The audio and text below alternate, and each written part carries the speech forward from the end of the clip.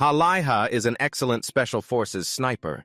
He is famous in the barracks for his sharpshooting skills. Although he is only a first-class sergeant, Liha has surprised his superiors with his shooting talent, even surpassing other veteran Special Forces soldiers. Coming up, they have a sniper test, and Liha is very seriously dedicating all his effort to training with the determination to win that competition. However, fate has a way of teasing people because just before the test takes place, Liha has an accident and unfortunately his legs are severely injured, preventing him from walking. Every day he is immersed in a struggle between effort and despair. And then today, in a daze, Liha seems to have heard a voice whispering in his ear, "Don't you wish you could walk again?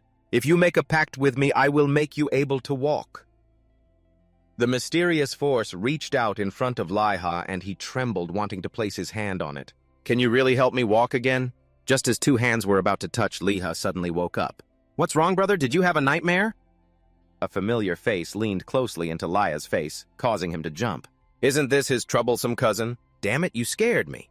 What's up? Did you forget the face of your cousin already? You must be really tired, huh? That's why you didn't even notice I moved you." The teenager shook something that looked like a helmet in his hand. At that moment, Liha realized he was not lying on a bed but inside some kind of machinery that looked like a cocoon. His cousin said this was a popular full hard drive game setup lately. Since Liha was sleeping too soundly, he assembled it and placed him inside it. "Did you really buy this without asking for my opinion? And you even set it up in my room. Don't worry, this was my decision." Liha was truly impressed by his cousin's optimism. Moreover, his family is not very wealthy. I wonder where his mother got the money to buy this useless thing. His cousin brushed these matters aside, telling Liha not to worry about money and just focus on experiencing this virtual reality game. Anyway, he had been feeling down after that accident and couldn't even find a job. Being family, how could he not be concerned? Furthermore, this game is not useless, as talented players can even earn a lot of money in-game. Still, how could you all spend 10 million so thoughtlessly? Liha still tried to resist as his cousin put the game helmet on his head. "Brother, don't you want to walk again?" He leaned close to Liha's ear and said.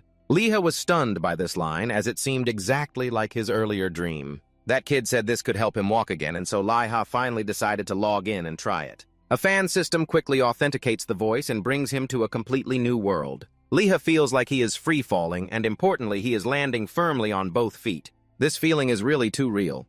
He is not just falling from the sky to some random place, but he is also standing firm on his own 2 feet. Then Liha hears a melodious voice. At the same time, a beautiful red-haired girl appears. "Outsiders are always welcome blessings to those who step into the central world." Liha feels his ears ringing. He temporarily does not understand what the other person is saying. But at this moment, Liha suddenly feels a cool sensation all over his body. It turns out that he has not been wearing any clothes this whole time.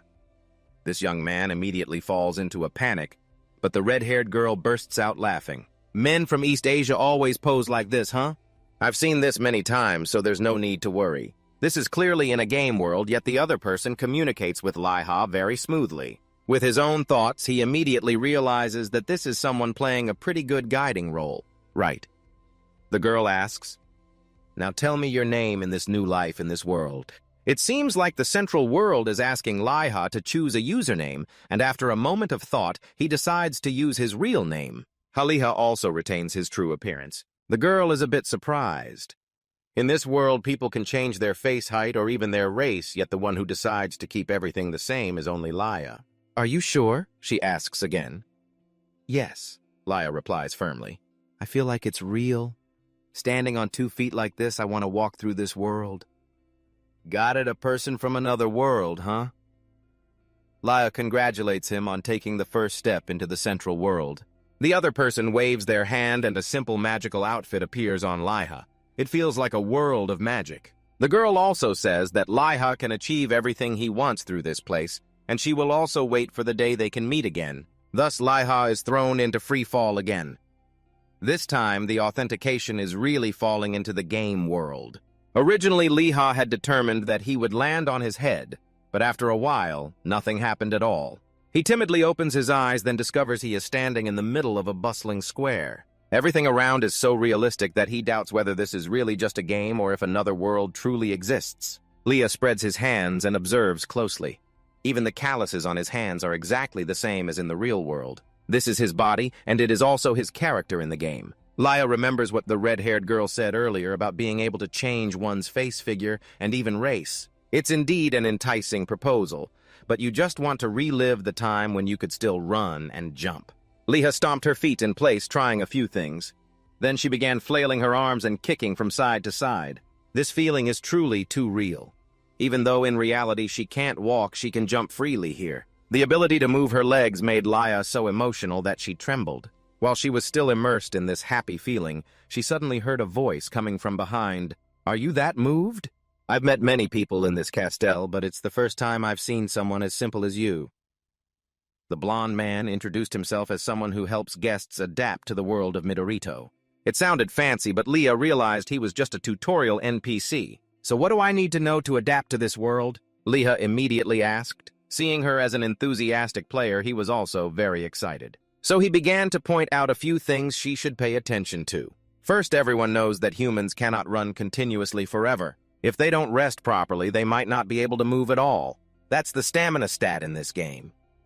Next, the man pointed to a beautiful girl holding a basket of apples, standing not far away. Then he made an unreasonable request for Laiha to go touch that girl's chest. At first, she thought she misheard, but then the man monotonously repeated this request. So Leah pushed him to the ground and started shouting, "Hey, this guy isn't that illegal!" NPCs in the game also have a sense of humor like that. This guy was just giving an example to tell Leah that there must be morals in Midorito as well. If a bigger crime is committed, they will be exiled to the countryside and fined, and the one receiving the money in the tutorial is this NPC. "I wanted you to know that, so I said it," he said. Laiha pouted. "How noble! If you had actually followed what he said, wouldn't that be like digging your own grave?" "Haha, you catch on quickly." The blonde guy waved his hand and laughed charmingly.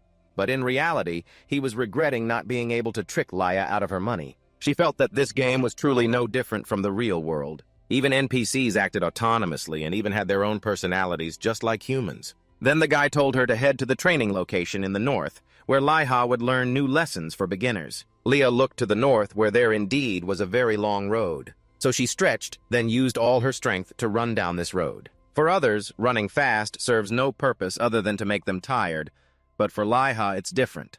Only moving her body as she wished made her feel like she was truly alive. Leah was running and laughing loudly, and even the other players who saw this thought that something was wrong with his mind. Leah kept running until he received a notification he had acquired a new passive skill called Fast Runner. Earlier, Leah had run so fast that the system automatically activated consuming 0% stamina, which led to the unlocking of this skill. Its effect at level 1 allows him to run continuously for 5 minutes without consuming stamina, while his running speed also increases by 7%. Leah didn't think that just by running he could also gain experience points and new skills, but he was really happy. With that, he ran straight to the training area. When he arrived in front of the northern training zone, Leah felt an oddly familiar atmosphere. It was like when he was still in the military. In the training area, many players were also training with wooden dummies. Leah also picked up a wooden sword and prepared to experience the feeling of being a new recruit again. But what surprised him was that when he prepared to attack, his body moved automatically. This seems to be called the combat support system. Leah turned to observe the other players. Indeed, they all seemed to swing their swords very awkwardly. He had a feeling that the combat system was controlling all the players, but Leah didn't like this. He wanted to gain self-control. So Leah gripped the wooden sword tightly and thought that he just needed to think of this as reality and that he had to actually attack the opponent. With that thought, Leah struck again, and this time he truly broke the control of the combat support system, shattering the wooden dummy. The other players looked on in amazement, because Leah's attack was much more powerful and decisive than theirs, even though he was just a newcomer.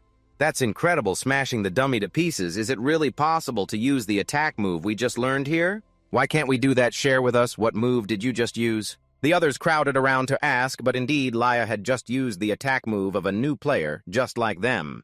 The main difference was that he used his own will. After defeating the dummy, Leah received a new notification from the system.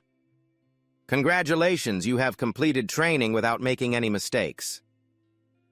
However, the system also advised him not to be arrogant, as talent often leads to trouble. At the same time, it also gave him a small reward of 3 stamina points and 2 intelligence points. Leah felt that the system's words were very true. Being too outstanding was not necessarily beneficial. After all, in the past, talented soldiers were always the first to be eliminated. After finishing this tutorial, Laya was transferred to the job selection interface, where he met the red-haired girl he encountered initially. Earlier, she said it felt like a long time since they had seen each other, but now it hadn't even been a day. Leah greeted the other person previously because the Korean was picking up the content too quickly. You probably just played games all day, right? Anyway, as the exemplary student of Candle Castle, what type of weapon do you want to choose? According to that girl, a pile of weapons immediately appeared in front of Laiha. Choosing a weapon goes hand in hand with choosing a profession, so one must be very careful. Leah also guessed that there would be many types of weapons, but he didn't expect there to be this many. That girl said that some people even hesitated all day before making their choice. The first thing that attracted Laiha was a staff symbolizing the wizard profession. Earlier, when logging into the game, his cousin Kijong told him not to worry about other weapons and to choose the staff. But when Laya was about to reach out to touch it, that red-haired girl advised him to calm down and observe his surroundings slowly. Laiha followed her advice and seemed to discover something more suitable for himself, which was a hunting rifle. Without hesitation, Laiha immediately reached out to touch the gun. You probably know what kind of gun this is, right? The girl asked playfully. But indeed, Laiha knew, and moreover, he knew a lot. It is definitely not a new-style rifle. Although he didn't know the exact model, he was sure it was a flintlock gun ignited by flint invented in the late 1700s and predating even King Napoleon. Laiha spoke in one breath, causing the girl to be unable to help but exclaim in admiration. Indeed, he is an exemplary student. His completely correct answer proved that he was quite knowledgeable about guns and more suited for the sharpshooter position than anyone else. Leah was fascinated by the gun for a while.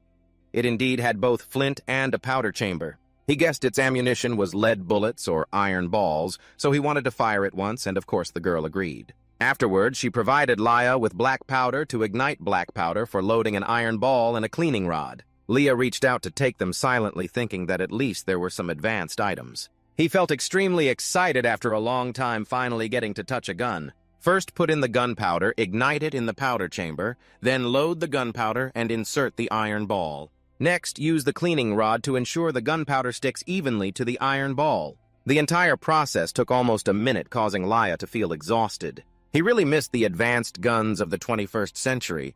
Moreover, this flintlock was very heavy. The total weight reached 4.5 kilograms. Wasn't it just like lifting weights? Well, loading is done. Shouldn't he test fire? Laiha then raised the gun, aiming at a distance of 40 meters. After he pulled the trigger, a thick white cloud of gunpowder smoke erupted, making Laiha's eyes sting.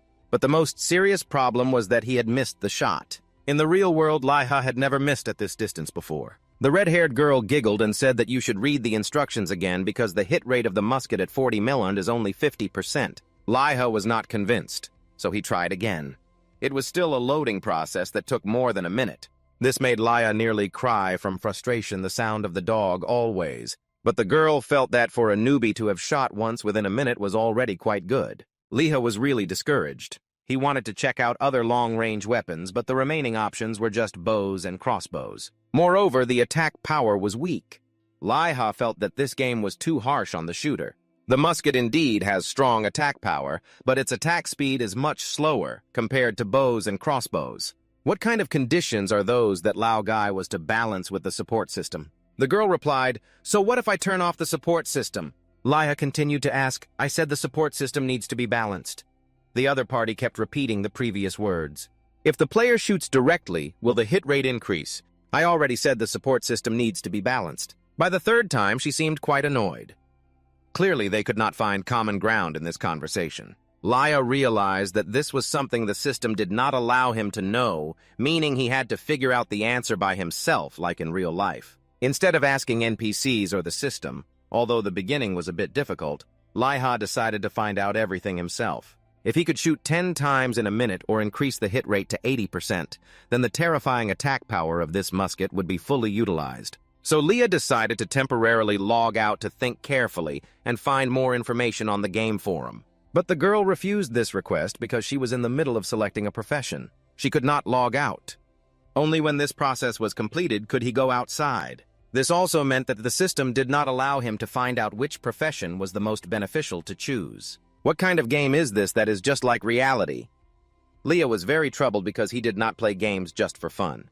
This is his path to earning money in the future. Shooting is indeed his strength and passion. But if he cannot improve the shooting speed as well as the hit rate of this musket, then it will become useless. Therefore, Leah really did not dare to gamble his future. After a while of mental struggle, he made his decision. Leah would give up the musket to follow his cousin's advice and choose the safe profession of wizard. However, just as he was about to reach for the staff, his body was pulled back by an invisible force. Leah, wake up! Leah heard someone urgently calling his name. At this moment, he was still panting when the game helmet was taken off. You see your mother's worried face. It turns out she just saw Leah wailing too much, so she unplugged the gaming machine, which is why you were forced to log out of the game. It's just right that you can temporarily avoid the job selection. Are you okay? Really? Are you okay? Leah's mother patted his head like a child and kept asking, Of course I'm fine. Next time just press the exit button to wake me up. His mother nodded and then reminded him to rest properly while she went out to work. Luckily, this time with his mother, Leah felt that the opportunity to earn money was within reach, just need to carefully choose the profession. But thinking about it made him worried because that girl said he needed to complete the job selection to log out. So what will happen now that his class change process was interrupted? So Leah decided to check the game forum to see. Indeed, many people also fell into a forced log-out situation, and then they became the profession they did not want. If you want to delete the character and create a new one, it would take up to 4 years to refresh it. After reading, Leah felt that what just happened was no longer luck, but the greatest misfortune of his life. He comforted himself that he had touched the staff, so when he logged back in, he would definitely become a mage. However, when logging in again, Leah became a sharpshooter. He truly cried out like a dog, and other players thought he was crazy. They had never even heard of this profession, but once you're in, you have to go with it. His mother spent 10,000 won to buy this machine. Only a fool would wait another 4 years to create a new character. A sharpshooter is a sharpshooter. After all, this isn't the first time Leah has held a gun. After accepting this harsh profession, he immediately learned 2 skills: Fire My Proficiency and Bayonet Charge. The Fire My Proficiency skill is a passive skill. The more you use the gun, the more proficient you become. It increases hit rate and reloading speed, while the Bayonet Charge skill is an active skill that allows you to attach a mana bayonet to your Fire My to charge used at the final step in battle, making 30% of the Fire My's attack power turn into melee attack power for 15 seconds. However, this skill costs 50 mana and has a cooldown time of up to 5 minutes. Leah once again fell into a deep pit of despair. What the hell is Bayonet Charge? His current maximum mana is only 50 points, and this skill consumes 50 mana at once. This means that if he misses his shot, he can activate the skill to use the bayonet, but he can only use it once. If he still can't hit, it's all over. After a long time, he met the Royal Guard again, and in the midst of despair, Leah heard a voice from above. He knew it was the guiding NPC, but at that moment, Leah was in a bad mood, so he didn't have time to listen to him ramble. Let's get straight to the point. What do I need to do? You interrupted the other person.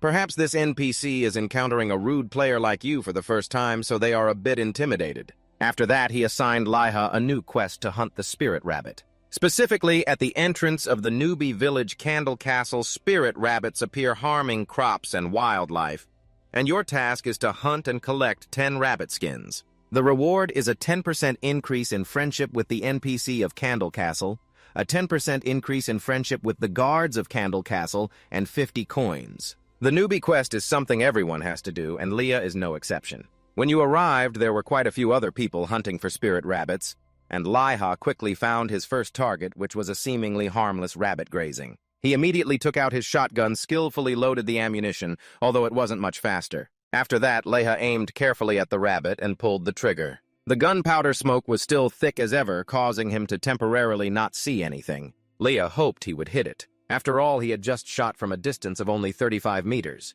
However, unfortunately, this time Leah still missed. Moreover, the last shot made the rabbit extremely furious as it charged toward him at full speed. Leah also tried to reload at maximum speed to counterattack. However, even though he tried his best, he still couldn't keep up with the rabbit's running speed, and thus Leah was kicked hard when he was just loading the ammunition into the shotgun. This little demon looks small but has incredible strength. It really is a spirit rabbit. Leah couldn't afford to be humiliated while loading ammunition in a newbie quest, so he decided to grab the gun and run at full speed.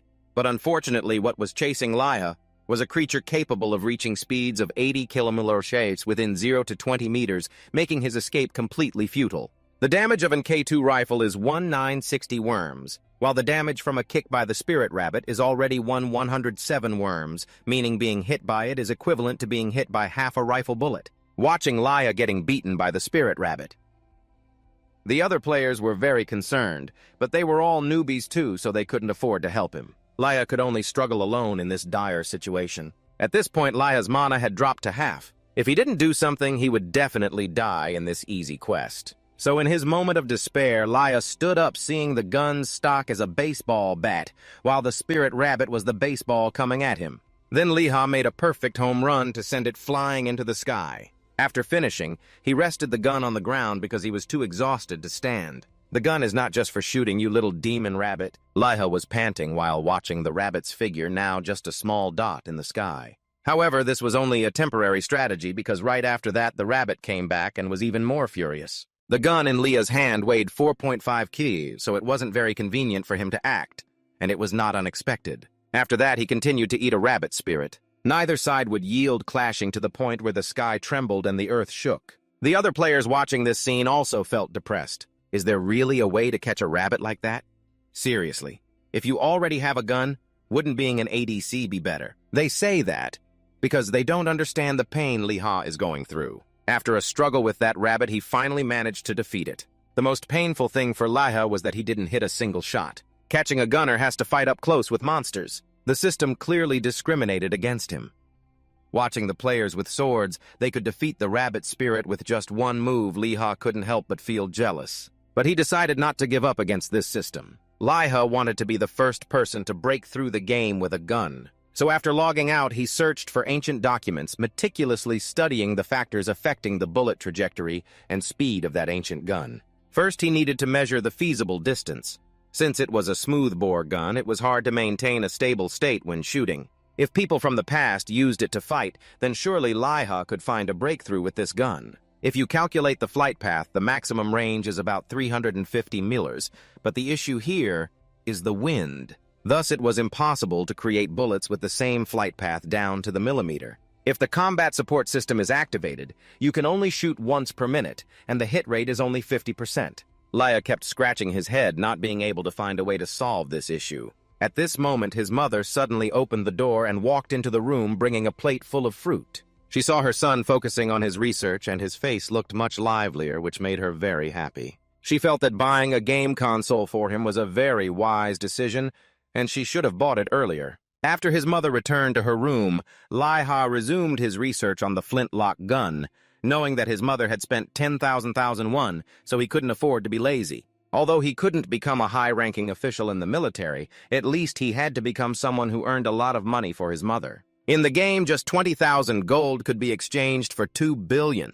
And maybe then he could have surgery and walk again in this real world. So after some research, Liha logged back into the game. This time, the players in the rabbit spirit hunting area continuously heard gunshots. They seemed surprised that there were guns in this area. After moving closer to see, they saw Liha seriously reloading and aiming at a wooden target. This time, the reloading speed was shortened by 3 seconds, so he seemed very happy. But in the eyes of outsiders, Liha is no different from a fool, because he can only shoot 1 bullet in a minute, while that time is more than enough for them to hunt a rabbit. He will probably be out of the game soon. Instead of hunting rabbits, he's just selling sticks. Let's ignore him, they mumbled to each other and left. Because he is still seriously calculating to find the rule for using this gun, Liha just conducted a small experiment, and it closely resembled his previous calculations. At this distance, the bullet holes are quite close together. The hit rate should be higher. Anyway, its destructive power is quite large. A bullet has a strength of over 1,500 joules, so he must use it to the fullest. Right now in Liha's stock, there are enough bullets and gunpowder for 23 more shots, and he quickly found a target for the next real battle. Liha seriously estimated the distance to be 130 meters. The wind is currently blowing from the west at a speed of 5 meters per second. This wind direction blows towards the target's position, and he has also plotted the appropriate bullet trajectory. Liha began to load the bullet, and when that rabbit also just realized there was someone preparing to attack it, he seized the opportunity to fire. As before, the gunpowder smoke billowed out, temporarily blinding Liha. But this time, Liha had a very good feeling about having hit the target. Indeed, he did hit, but the bullet only grazed the rabbit's hind leg, and once again forced Liha into a situation where he had to use the butt of the gun for close combat like before. After struggling for a while, he managed to push that rabbit away. Liha didn't lose heart and continued to try with another target. This time, he actually hit.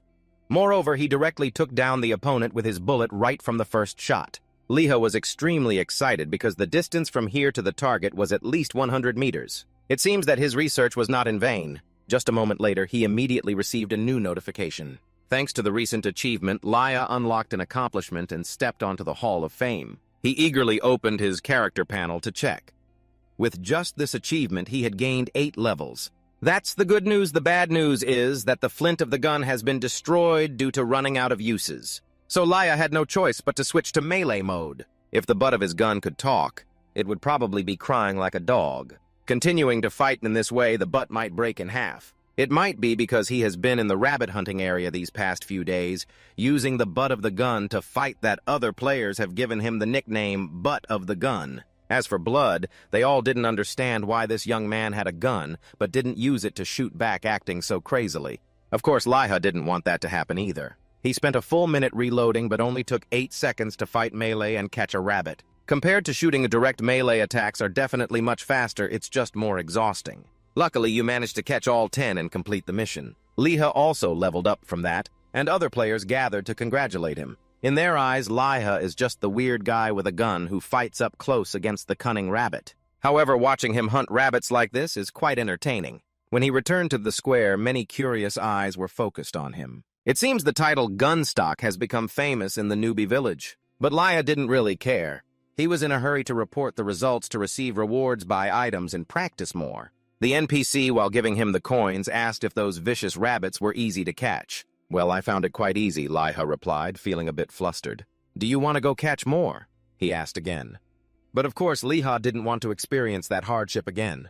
He received 50 coins, just as the previous mission notification stated, and increased his rapport by 10% with the NPC in Candle Castle and 15% with the peacekeeping team in Candle Castle. Although 50 coins isn't much, it gave Liha a lot of motivation. He was determined that in the future, he would earn a lot of gold, a lot of silver, and then exchange it for military money to repay his mother. After that, Liha went to sell the rabbit meat. Madame Lu at the Sacred Grilled restaurant, who belongs to the giant race, offered 7 coins for each one.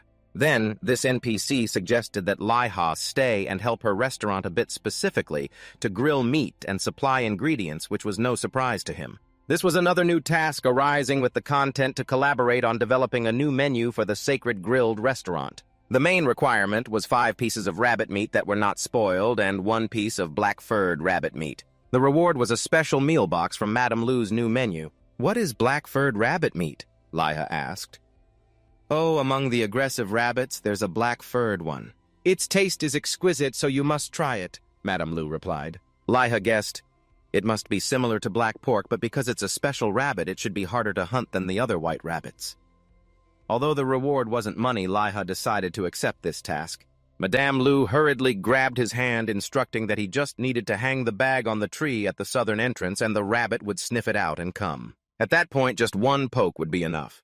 Moreover, it only operates at night, so Liha wouldn't need to exert himself during the day. Not stopping there, she also pulled out a food knife longer than a katana and threatened that he shouldn't try to fool her with any bad meat, because those who dared to mess with food had met their end under this knife. Yes, of course, who would joke with you? Liha thought. Even if he had bad intentions, seeing that knife would make him back off. So you have 50 coins as a reward for the previous mission, plus 77 coins from selling rabbit meat totaling 1 silver and 27 copper. Liha took this money to buy gunpowder and pellets. However, the cost of weapons was much higher than he had imagined. A bag of gunpowder costs 10 coins. A bag of ignition powder costs 5 coins, and a pellet costs 3 coins. In total, the amount he wanted to buy was 1 silver and 26 coins. The shopkeeper said that because of such high prices, no one nowadays becomes a soldier carrying a musket except for fools like Liha. He really felt defeated. 1 shot consumed 18 coins. Where would a soldier carry a gun get the money from? Playing games like this makes it hard to earn money. He didn't know how to maintain his finances anymore, or should he just sell everything off? If it's this expensive, who knows when it will all collapse? The shopkeeper suggested, but being a marksman had already become Laya's profession. He couldn't just abandon it. However, he felt that he should still look for another path. If he only went hunting rabbits, he would lose too much. A rabbit costs 7 coins, while a shot to hunt it costs 18 coins, not to mention the high chance of missing. In fact, if he didn't have bullets, he could still use the gun to hit the rabbit, but if so, the rabbit would look very mangled and part of the meat would be ruined. If that's the case when he brings its meat back, he wonders if Madame Lu would use a knife longer than that katana to carve him up. In the end, Laiha had to spend all of his savings to buy weapons and ammunition, and the money he had worked so hard to earn was reduced to just 1 coin in the blink of an eye. On his way out of the weapon shop, Laiha couldn't help but regret not choosing to be a wizard earlier. If so, maybe he could have used magic to fill his pockets by now. Then Laiha suddenly thought of another thing. I wonder if there are specific conditions for accepting missions. Previously, the captain of the Candle Castle's security team had seen his level and assigned a mission, and Madame Lu also assigned him this task because she saw the quality of the rabbit meat. Could it be that certain factors are needed to activate the mission, like having to meet the requirements set by the NPC? Just as he thought of this, Laiha heard his stomach rumbling loudly. Oh my, even the feeling of hunger is so realistic. The guys who developed this game are really scary. Moreover, because of his hunger, he was suffering a 40% reduction in health. If it goes on like this, he won't have the strength to hunt rabbits anymore. So Leah stopped by a bakery. He also wanted to try to see how realistic the bread in this game world could be. As soon as Leah pushed the door open, the shopkeeper said they had already closed the shop. This game is so brutally realistic. During business hours, anything goes, but once the sun sets, you can't buy food anymore. Leah tried to convince the other party by saying he was about to starve. However, an unexpected event occurred. The cheapest cake left in the shop costs 3 coins, while you only have 1 coin left. The shop owner said that she hasn't made many lately, so the 1-coin cakes sold out early. The main reason is that the clever rabbits have eaten all the barley, so there aren't many ingredients left to make more. At this moment, Leah suddenly realized that if the NPC is in trouble, it also means they want the players to help with something. If you try to inquire about the lack of barley flour, it might trigger a new quest. So Leah seriously suggested at the request of the captain of the peacekeeping team, I have eliminated a few rabbits. Therefore, if I help you eliminate all the rabbits and you give me some cake, wouldn't that be better for both sides? Oh my, really? The shop owner exclaimed when Leah thought he had succeeded. However, the other party poured cold water on him. Today, about 20 strangers have come here and said the same thing, but the rabbits run very fast, so you probably can't help me. If I make a deal with you about that, wouldn't my shop go out of business? Leah fell silent. The NPCs in this game are really skilled in logical reasoning and can even talk to players like you. But you still didn't want to give up because you are a broke person with no money to buy cake. So Leah decided to flex his not-so-ordinary identity. He said that he had received a request from the owner of the sacred bakery, so he was not like the transient customers who had come to the bakery to suggest hunting rabbits for cake before. Not to mention, Madame Lu also asked him to catch black-furred rabbits. After hearing the words black rabbits, the shop owner's attitude changed completely. However, she then delivered a fatal blow to Leah by saying that looking at him, he seemed weak and didn't look like someone capable of catching black rabbits. Moreover, if someone had the ability to catch them, they certainly wouldn't be so poor that they couldn't even afford bread like this. I'm sorry if I was a bit excessive. She continued that indeed a skilled person is both tough and gentle. Although deeply hurt, Leah still decided to hold on until the end to get free cake. Ben took out the bag that Madame Lu had given him earlier to catch the rabbits. I don't know what is inside, but the smell is really terrible. The shop owner didn't even dare to come near this bag. Oh my, this smelly thing must be what Sister Lu made. So you are the capable person that Sister Lu trusted and assigned the task to. It seems that this smelly bag has really proven its effectiveness. Leah, while trying to stay calm, was actually blooming with joy inside. The shop owner seemed to trust him and asked Leah to help her with one more task while he was out catching black rabbits. The system immediately turned the shop owner's words into a new quest. It is said that in the spot where the black rabbit defecates, a type of herb grows which enhances the flavor of the bread. But this must be kept absolutely secret because if customers knew that the flavoring in the bread comes from animal feces, they might not continue to support the bakery. The content of Leah's mission is to collect these 3 herbs. Your reward is a herb-topped pastry and 30 coins. But the most important thing is that the name of this mission is Gamble Your Life Collecting Spices. Just hearing that is enough to feel that it is very dangerous. Laya thinks the developer of this game has gone crazy, so the NPCs in the game are just as insane. And yet they can ask you to gamble your life just to collect spices. Moreover, that life is only traded for a pastry with herbs growing from rabbit feces and 30 coins. Can you do this mission in the meantime? Seeing Laiha silent, the bakery owner urged. To be honest, you are a bit scared. Earlier, this girl mentioned a concept called Black Angus beef, which seems to refer to that black-furred rabbit. The opponent explained that the pitch-black rabbit was furious, so everyone called it Black Angus beef. Of course, its attack power is also quite formidable compared to ordinary white rabbits. Well, for the sake of a meal, Liha has to accept this mission. However, right now, you are very hungry, and if you don't have anything to eat, you might faint before reaching the black-furred rabbit. Liha deftly brought up this issue with the other party, and she immediately threw you a skeptical look. Hungry for my pastry, huh? But what if you eat and then run away?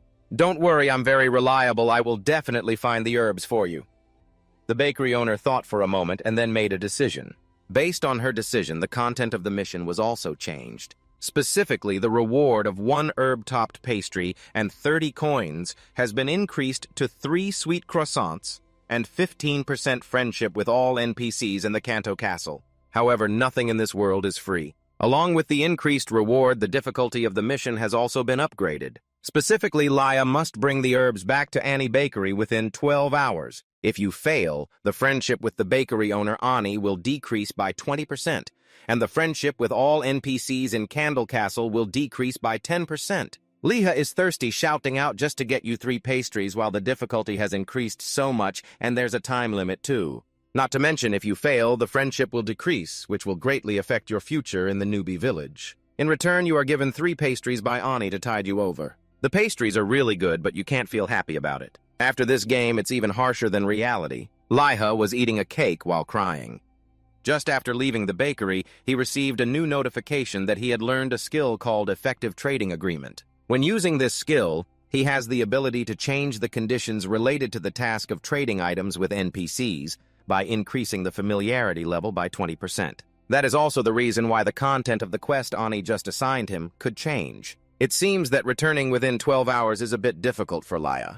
He hasn't even figured out what he should do yet. And then at that moment, Laya heard someone calling out loudly, "Looking for teammates here, the one hunting the black-furred rabbit, come here." Leah saw someone who shared his aspirations and immediately wanted to join the group, but those players looked at him with suspicious eyes. Then they asked what Laya's class was.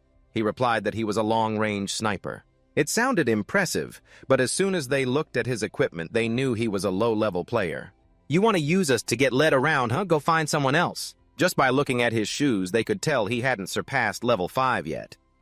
The black-furred rabbit is a boss. Do you think we would let a useless person like you tag along? Laya was fuming at these people, yet they ignored him and openly looked down on him like that. However, from the way they talked, he learned new information. If you die in this quest, you cannot redo it. So it was natural for them to want to find a player of the same level for safety. Liha was a bit puzzled because the conditions of his quest did not mention that if defeated by the black-furred rabbit, he could not redo the quest. Could it be that their quests were different?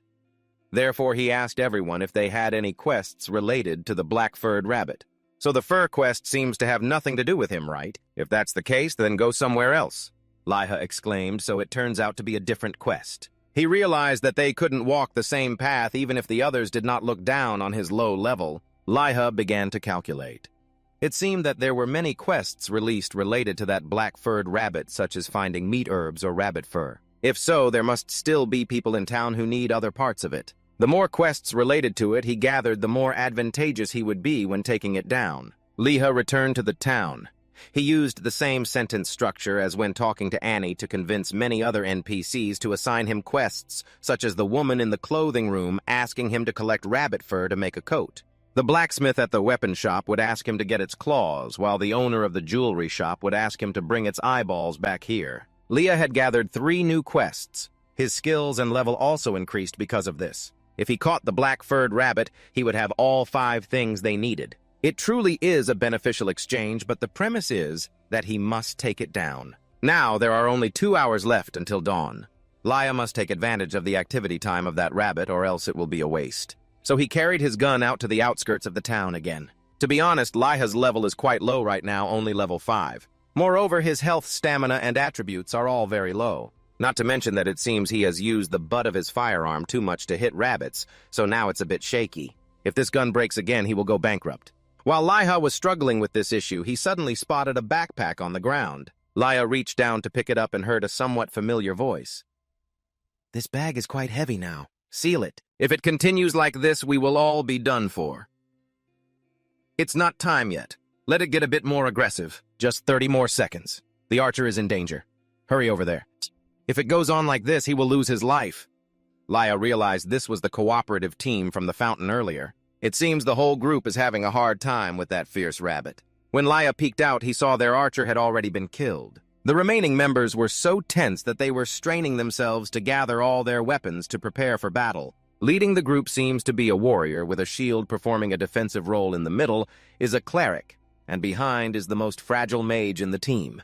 It seems quite stable, but in reality, they are still facing a lot of difficulties against that rabbit, specifically when the fireball spell was cast from the mage's staff. It looks very powerful, but still can't make the rabbit flinch. Liha hid in the bushes nearby, observing seriously. It turns out that is the true power of the mage class that he has missed. The casting time to create the spell only takes about 15 to 20 seconds, 3 or 4 times faster than his firearm. As for that team, they seem to be paying the price for being overconfident because the tanker has already been killed. With only 2 paper-thin members left, no matter how strong they are, they can't handle that monster. The best option right now is to abandon their possessions and run. Under the bright moonlight, Liha clearly saw the interface of the black-furred rabbit. No wonder Andy called it Black Angus. This rabbit looks even bigger than a cow.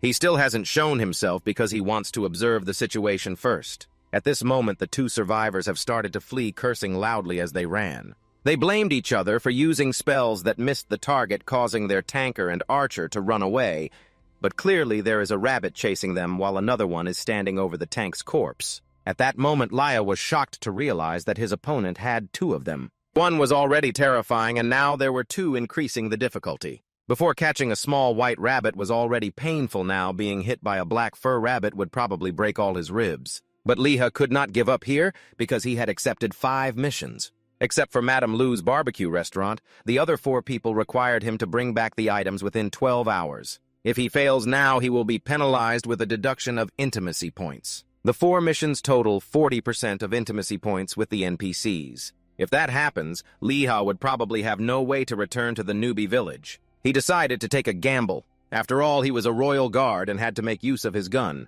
If he actually hits the rabbit's weak spot, he could take it down in one shot. Liha recalled his time as a Special Forces sniper in the real world and motivated himself that he was actually very good at shooting. Because this game world was created so intricately that it could be mistaken for reality, he could definitely elevate his shooting skills. Liha raised his gun, then chose to open the character information panel and allocated all remaining free attribute points to sharpness. At this point, the sharpness score increased to 55 points. Then Liha stood up straight, facing the 2 black fur rabbits that were frantically chasing the team, and shouted loudly, "Hey, you 2 stupid rabbits, come this way!" Liha felt a mix of hope and tension. The sharpness was at 50, and according to the system, it could only increase to level 9. The strongest attack power could not go beyond that. Instead, if he shoots off target, he will waste a shot. At all costs, he must catch it in one shot. If he misses, everyone will lose their lives. All right, reloading is complete. I just need to load the bullet. Just then, a hurried voice shouted, "Help! Help me! Help me over there!" The scene before Liha made him extremely panicked. Wait, why are both of you running this way? Both people ran over here, what should I do? One person ran in the other direction.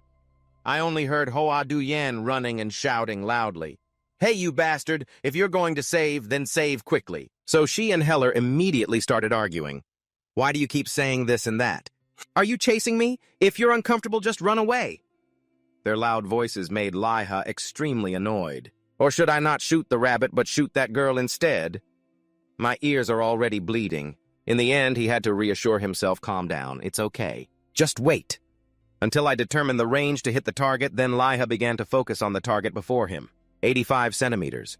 At the moment, Hoa Duyen and Heller were about 80 away from him, until the distance between the 2 Black Angus and Yu was only 75 centimeters. This meant they had chased very close to the other 2. As soon as it was only 50 centimeters, the claws of the Black Angus suddenly reached out. However, Liha patiently waited until the shooting range was shortened to only 45 centimeters. That was the exact distance he had been waiting for all this time. They are coming!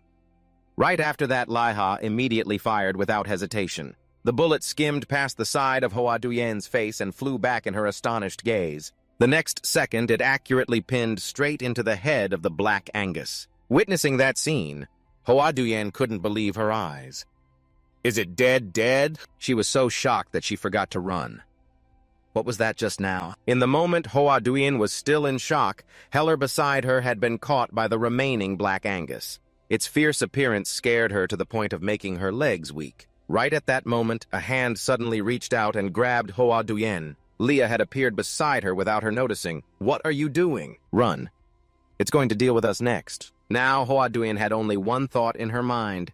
"I didn't miss-see that, did I? Did that monster just go down with one shot? Is he at a high level?" Meanwhile, Leah was also feeling very troubled. "When can I reload?" So Hoa Duyen let him pull her along like a puppet. "Who the heck is this kid?" While Liha could only focus on running forward.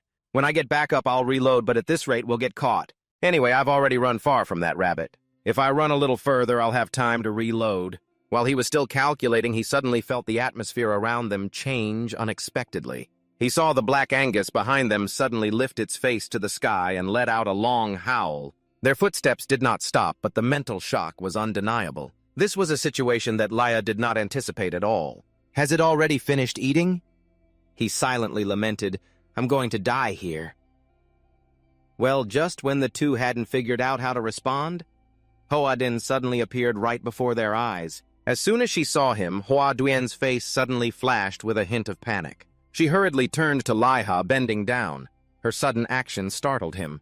The next second, a thin mist unexpectedly billowed from Hoa Duyen's hand, along with countless ice rods appearing around her. After that, Hoa Duyen's storm-like attack immediately began.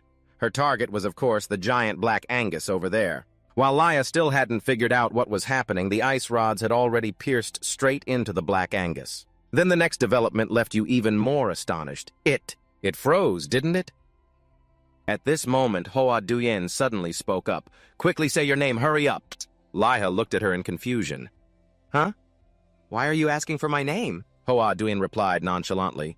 "To collaborate, hurry up and say it. I also need to settle the debt for you." Although unclear about what was happening, he replied, "Leah." Then she began to carry out a perplexing action. "Okay, the collaboration process is complete." It was evident that the fire ring on Hoa Duyen's hand was growing brighter. Now she unleashed all her power to attack straight at Black Angus. Die. As a high-level player, Hoa Duyen's skills were indeed formidable. In the blink of an eye, she had completely controlled Black Angus. Now Leah dared to breathe a sigh of relief. "Got it." The system's announcement echoed at the same time. Level increased. This result made Leah extremely satisfied. Good level up. Just then he suddenly thought of an issue. The item wasn't burned up too, was it? Hoa Duyen had walked over to Black Angus to check. "Item Her voice made Leah panic. "Were you planning to take that item for yourself?" Hoa Duyen calmly looked at him. "Of course I burned it." Hearing this, she pointed off into the distance. "Well, the one behind there, you can have it all." Finally, Hoa Duyen gave him a mischievous smile. "That way it's fair, right?" After collecting the item, Leah was extremely confused about why they were following her. At this moment, Hoa Duyen unexpectedly spoke up. "My name is Lum Hoa Duyen." Leah coldly replied, "I didn't ask for your names." But she ignored that and continued, "And this is Lum Hoa Din. Can you only answer vaguely?" "Yes," seeing that Hoa Duyen became even more eager. "Don't you know the snowflower archery of Lum Hoa Ding from Hong Kong?" He was somewhat at a loss for words with her. "Do you know Halia from the Republic of Korea?" Hoa Duyen immediately became interested. "Who is that guy?" But he brushed it off.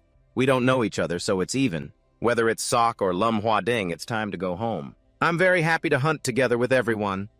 Leah's attitude made her even more curious. "Something feels a bit strange.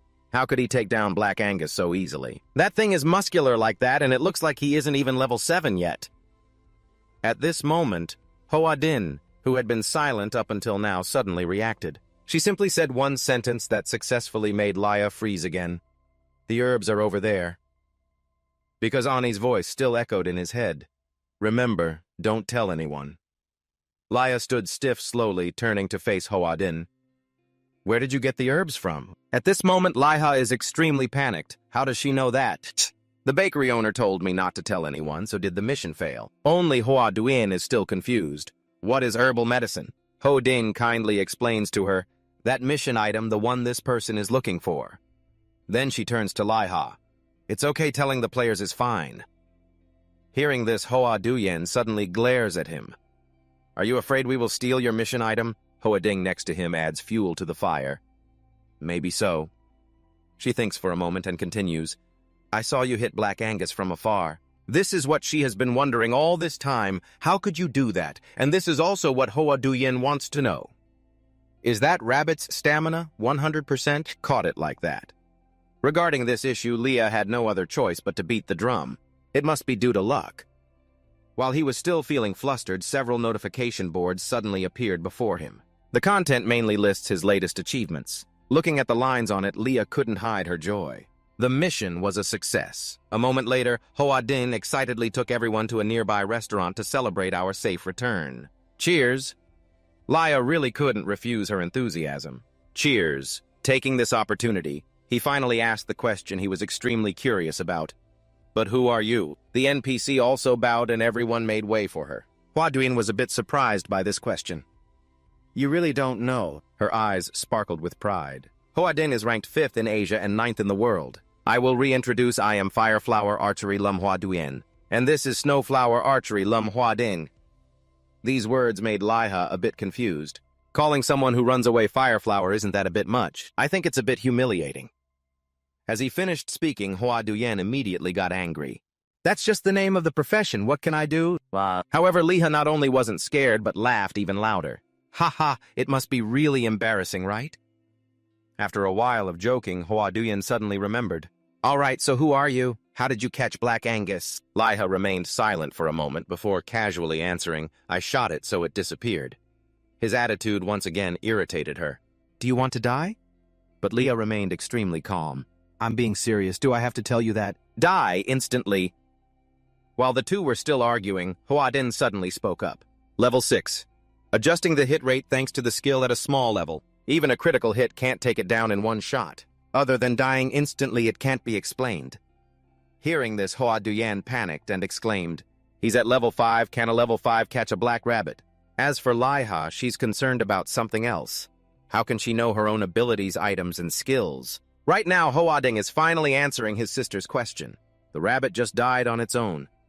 He continued to analyze if he wants to catch it with one hit, the aiming and firing power must reach 90. This is the first time Hoa Duyan has heard about this. 90.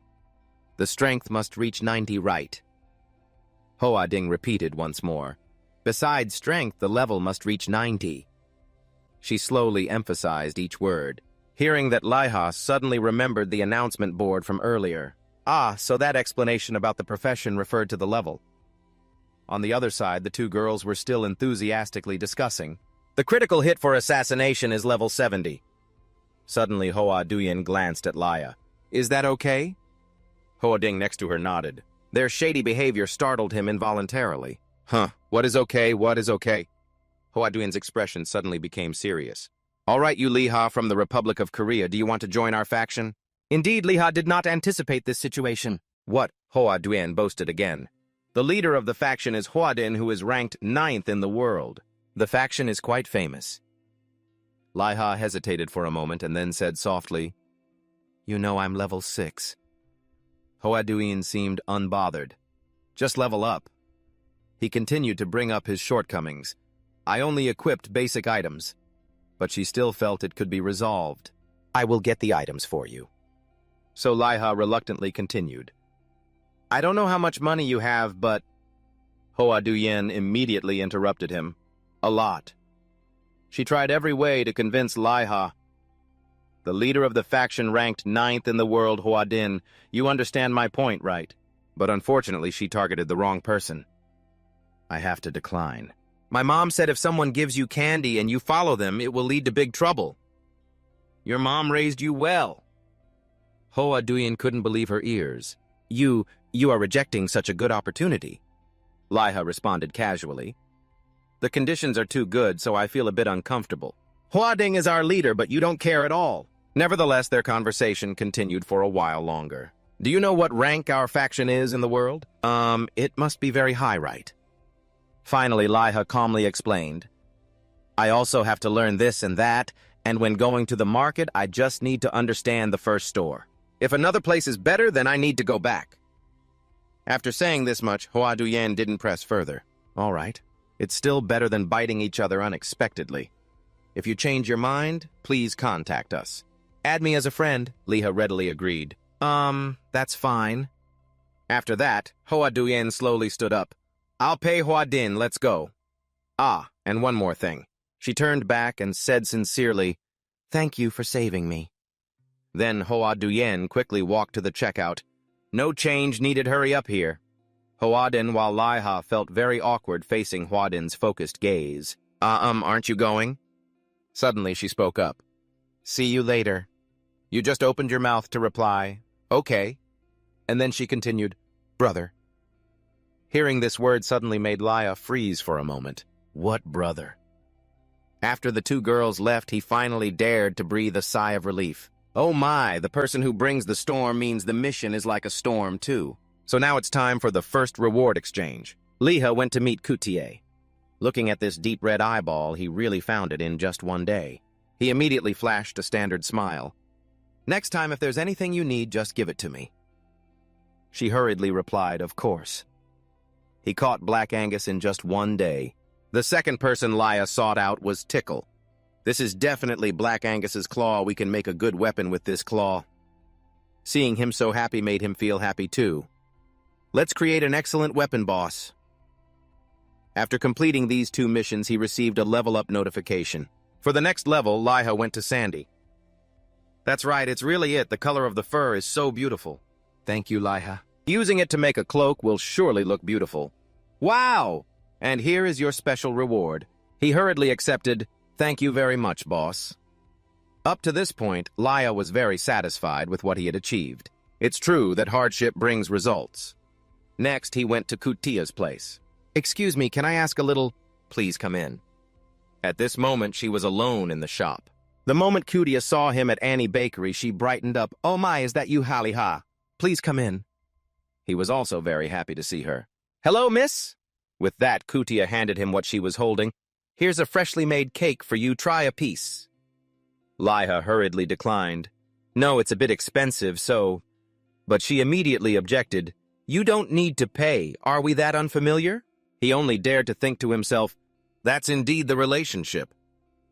In the end, Kutiya successfully forced Liha to sit down. Take your time to eat some cake. It seems you haven't had breakfast. He reluctantly listened to her. Oh well, then I will eat well. The actions of the two attracted the attention of other players. Are we feeding NPCs too? Trying it right away. Now Kutiya hesitated to speak. So where's Thao Mok? Thao Mok. If she hadn't reminded him, Liha would have almost forgotten. Oh, here, just saw it. Kutiya had forgotten everything around her. Thao Mok, here it is. Liha truly couldn't understand her feelings. I haven't finished talking yet. Why do you interrupt like that? Sprinkling that on makes the cake really delicious. Kutiya was still immersed in her joy. Can't you smell this strong aroma? People who love cake would buy it just by smelling it. Liha felt even more confused. It's just a plant that grows in a place with rabbit droppings. She immediately put on a serious face. Shut up! Droppings. Liha was astonished, eyes wide open. Aunt. After eating, he continued on his way. Ha, this oddity is really tiring. I ate cake already, but why do I still feel like I'm being drained? Let's just go to the last shop. Kutiya saw him to the door. Goodbye. The next destination is Madame Lu's place. Oh my, our Liha is back, so the rumor about your success is true, huh? Liha tried to hold her head high to look at her aunt and asked if there was a rumor about her return. Madame Lu replied with a nonchalant expression. That's right, I heard you went to the bar again yesterday. There's nothing we don't know in this candle castle. I heard you had a successful hunt. Hearing this, Liha understood, so the rumor had spread throughout the neighborhood. After that, Leia didn't ask anything more, but just handed her things to her aunt. Currently, Madame Lu is very happy. "Oh my, this is black-furred rabbit meat." She handed money to Liha and exclaimed, "Oh my, I guess I should also give you a special reward, right? Wait a moment, I will make a lunchbox for you." Hearing this, he immediately became alert. "Is there something else?"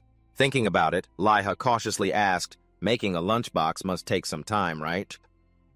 Madame Lu mischievously winked, "It will be done soon." But upon hearing that Liha immediately understood it was indeed a linked mission. Sure enough, she continued, "Liha will definitely be able to do it. We need live golden eagle meat from behind the mountain." So he had work to do again, the final mission attack, the golden eagle boss. Liha was very excited, level 10, the final mission of the Candle Castle. He was just a bit confused, but was the reward this time really a lunchbox? Madame Lu explained further to him. Candle Castle is a village located in a very remote area, so it takes 2 forest stops to get to the city. To do that, we really need the golden eagle meat. After 2 forest stops, do we need this high-quality item? If you want to do big things, you have to. Oh ho, you know that. Hearing this, Liha could only force a smile. Then we need the golden eagle. In fact, he was cursing the name of the game creator in his heart, showcasing the rampant corruption. Only Madame Lu was extremely happy. "Oh my, it's done." She looked very excited. Done. It's just that Liha was a bit hesitant. "Am I going to eat the entire reward?" Then he smiled at Madame Lu. "Haha, thank you." Suddenly, Liha's eyes flickered with surprise. He suddenly rushed forward, staring intently at the lunchbox. In the next second, the system provided details about this item. Liha couldn't believe his eyes. Agility increased by 1, stamina increased by 1. "Oh my, what's going on?" Madame Lu smiling at him. "It's not just an ordinary lunchbox, right?" At this moment, Liha was extremely happy. Moreover, if the reward was of the excellent type, the item would triple in value. If stamina increases by 7, then it can actually be converted to 107,000. And if sold cheaply, it would be over 60,000. Now I will take it and sell it. While he was enthusiastically calculating, suddenly a strange object caught his eye. "What is this? What does this sign say?" Liha curiously leaned down to observe closely the thing swinging on the lunchbox, only to see bold letters printed on it, "Special item not for trade." In that moment, he felt like the whole world was collapsing. Not for sale. Is this not for sale? It's not an equipment item, so it can't be equipped, right? Just then, Madame Lu suddenly spoke up. "Not bad, right, ho-ho?" Liha immediately changed his attitude. "You, madam, is this top-notch?" He comforted himself. There was no other way. "This is a big harvest. Life has been too humble. It feels like it's teasing me." Now Madame Lu gently reminded, "Then go catch the golden eagle." Liha then solemnly assured her, "I will bring it back right away as fast as I can," and then he left there feeling very excited. "All right, I have completed all the tasks." At this point, his character information board had changed significantly from the beginning. Liha began to plan for his future. Other related missions will receive level 10 plus 2 more levels. If I catch the golden eagle, then I can leave the primary village. Next, he decided to enjoy Madame Lu's lunchbox. "Wow, this smell is so good, right? Let's take a bite." As soon as he tasted the first bite, Liha felt like the whole world around him had transformed. He was so moved that he couldn't stop eating. "What is this? Why is it so delicious? Thank you to the creator of this game. What kind of meat gives me this much motivation? I feel like I will catch a few more Black Angus too. From now on, it's only about leveling up." After finishing eating, Liha felt full of energy. "All right, now, let's go hunting." Ownership board. Do I need to buy more bullets? So he had no choice but to stop by the grocery store. "Hello, the intimacy has increased, so he will probably give me a discount." As soon as he entered, Liha saw Louis lying on the sofa. "I came here to buy some bullets," but he just coldly replied, "Come on in." This attitude made Liha somewhat dissatisfied. It's such a hassle just to welcome customers. Yes, the intimacy increased by 15%, and he lies there to welcome customers. But he didn't forget his purpose. "I came here to buy bullets." Before Liha could finish speaking, Louis interrupted. "This time you came to buy 8 sets, right? I see you changed your outfit, so you probably won't buy 7 like before, right? 1 set is 18 coins. He hesitated for a moment and chose to bargain. "If 1 set is 18 coins, can you lower it a bit?" He still maintained a cold tone. "That's right. How can I change the price?" Then Liha's anger flared up again. "Speak nicely." But Louis didn't pay any attention to him anymore. The royal guards are nothing. Suddenly, Liha noticed a pile of old stock placed in the corner. In this village, I'm the only royal guard, and even if I spend all my money, I can only buy 37 sets. I should leave some money for a reward. After thinking carefully, he decided, first I'll buy 23 sets. Let's see, 23 of them. 4 silver and 14 copper. Ha ha. Now, Lewis's attitude has become more friendly. Anyway, buying 23 sets is better than last time. While he was still talking, he suddenly moved closer to him. What is that smell? Lewis's action made Liha a bit awkward. Earlier I had a box of meat, but he still wouldn't stop. No, this is not the smell of meat, he shouted in panic. What are you groping around for? Luis seemed even more anxious, going crazy. What is that smell? This time Liha was really scared by him. No, first you need to take your hands off. It's cake. This is the smell of cake. Clearly it's not the kind of cake that's ordinary. Hearing that, a thought suddenly flashed through Lia's mind. Wait, cake? Could it be? He immediately opened his item bag. Oh my, there are herb cakes in my bag. Just hearing that, Luis's eyes lit up. Herbs. Jack herbs. Share some with me. I'll buy it for 50 copper. Is that okay? Lia coldly refused. To get it, I have to do a lot of things, and you only offer 50 copper. He hurriedly increased the offer. Then 1 silver.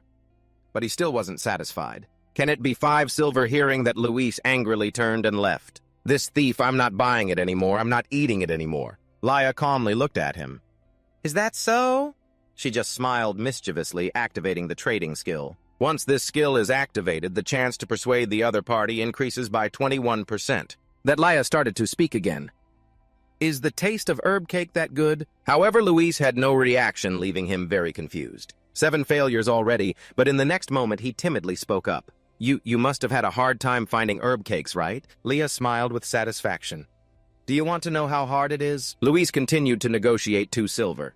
But you brushed it off. Never mind, I'll save the cake for later. So he had no other choice. I will pay for a few sets of bullets. Liha continued to push forward. How much do you sell bullets for 23 sets for 4 silver and 14 coins, right? You made Luis speechless. A person who barters is a bit much. Finally, Lia settled on 5 silver. He still tried to haggle. If not for 1 set, I will reduce it by 5 coins for you. But you just kept repeating one phrase, 5 silver. Luis muttered in dissatisfaction. The discount only goes that far. Seeing this, Liha decided to change to another option. Then 100 sets of bullets. Hearing that, he immediately got angry. This thief, you glanced at him. Thief, what the hell? So he hurriedly backed down. Nothing. Louis looked very distressed. Just 70 sets, okay, I beg you, just 70 sets. Seeing that Liha didn't make it hard for him anymore. 70 sets, huh? All right, if so, I will take 70 sets. Then instead, please deliver it to me. Louis suddenly felt like he had just been tricked. I know after the exchange, Leah's mood became extremely cheerful. They are big now, we can trade. I have to work hard to earn a lot of money. If so, then I have been so filial. Then, you took advantage of your free time to relax, learn about the mission, and check the situation a bit. Immediately, a mechanical voice rang out. Hello everyone, this is the Central Earth News for today. Reporter Han Kyung-hee. So, what news do we have today? The Central Earth News today also has many surprising pieces of news. Liha was eating noodles while continuously exclaiming, Central Earth News is even in the current affairs now. At this moment, the program on TV was still continuing. The first news is about the fluctuations in rankings, and there's another interesting piece of news. There are rumors that the snowflower magic Lum Hua Ding has appeared at the Candle Castle in a primary village. Oh my Lum Hua Ding! But not only that, Lum Hua Juyen, who is said to be the second member of the Lum Long Group ranking second in Hong Kong, is also there. So, Lum Long Group. This is the top tycoon group in Hong Kong. So why did these two come to the primary village? Yes, from our research, they came to hunt some Korean player, hunting people in the beginner village. You said that Lam Hua Duyen is very confused. Lying. Who is confused? I guess they gathered in the beginner village because there are fewer people there. The archer Hua Tweet Lam Hua Ding is an excellent player, isn't he? The comments on the news feed just keep appearing like a storm. But I heard that this matter has not been clarified yet. Right now, Leah just doesn't have the mood to listen anymore. Yet I could still act all proud. Understanding your mood. The news ended with the phrase, it's no use regretting now. In your heart, you quietly thought luckily you hadn't breathed a sigh of relief when the news continued with information that another Korean player appeared using a long weapon like a gun. Witnesses said that person is definitely not a staff member of Rona. We're curious about that Korean player, right? Will that player using a long weapon like a gun return to the castle again? Now Leah has officially collapsed, it's really over. A shocking news fan forced Leah to skip meals and dive into the computer screen. What is flooding the internet here? The scene when the three of you were chatting together was posted with the sensational title, Sister's Lamb appear at the singer's house, leaving Leah bewildered. Huh. This is when it had 1,800 views and up to 72,000 comments. This is a video just captured 2 hours ago. Just that is enough to drive the crowd crazy, mixed with anti-fans who hate them. According to the mouse clicks going crazy, is that a person or a doll? Haha. They must have gone for surgery, right? The Lamb sisters don't do aesthetics. Haven't you read the news? And then more issues arise as public suspicion pours in. They brought a lot of questions and bluntly judged Leah, the famous Korean, why he came to Hong Kong. But is he really a high-level player, or is he just deliberately dressing like a trashy person? The more I watch, the more outrageous their words become. All attention is focused on you going to meet the Lamb sisters dressed like that. Haha, it must be some dog from a corner making you not know how to react other than bursting into a dazed laugh. Ha ha ha! Not to mention someone sneering at the palace guard profession and then sticking labels judging Leah like a newbie crazy and even a beggar. You could only be confused before the brutal power from the keyboard heroes. Luckily, people thought this was a fake video. Despite what is happening on the screen, Leah is lost in a stream of thoughts spilling out of his mouth. Knowing that the Lamb Long group is so famous, but there's very little information about the Lamb sisters group. If I joined that group, I would definitely level up quickly. After that, I couldn't help but break into a cold sweat, thinking and muttering, but the conditions are too good, so I feel a bit worried. Looking at Lam Hua Duyan's personality, if I refuse, there will surely be no way back. However, none of those troublesome issues hindered your actions. But I have to level up on my own.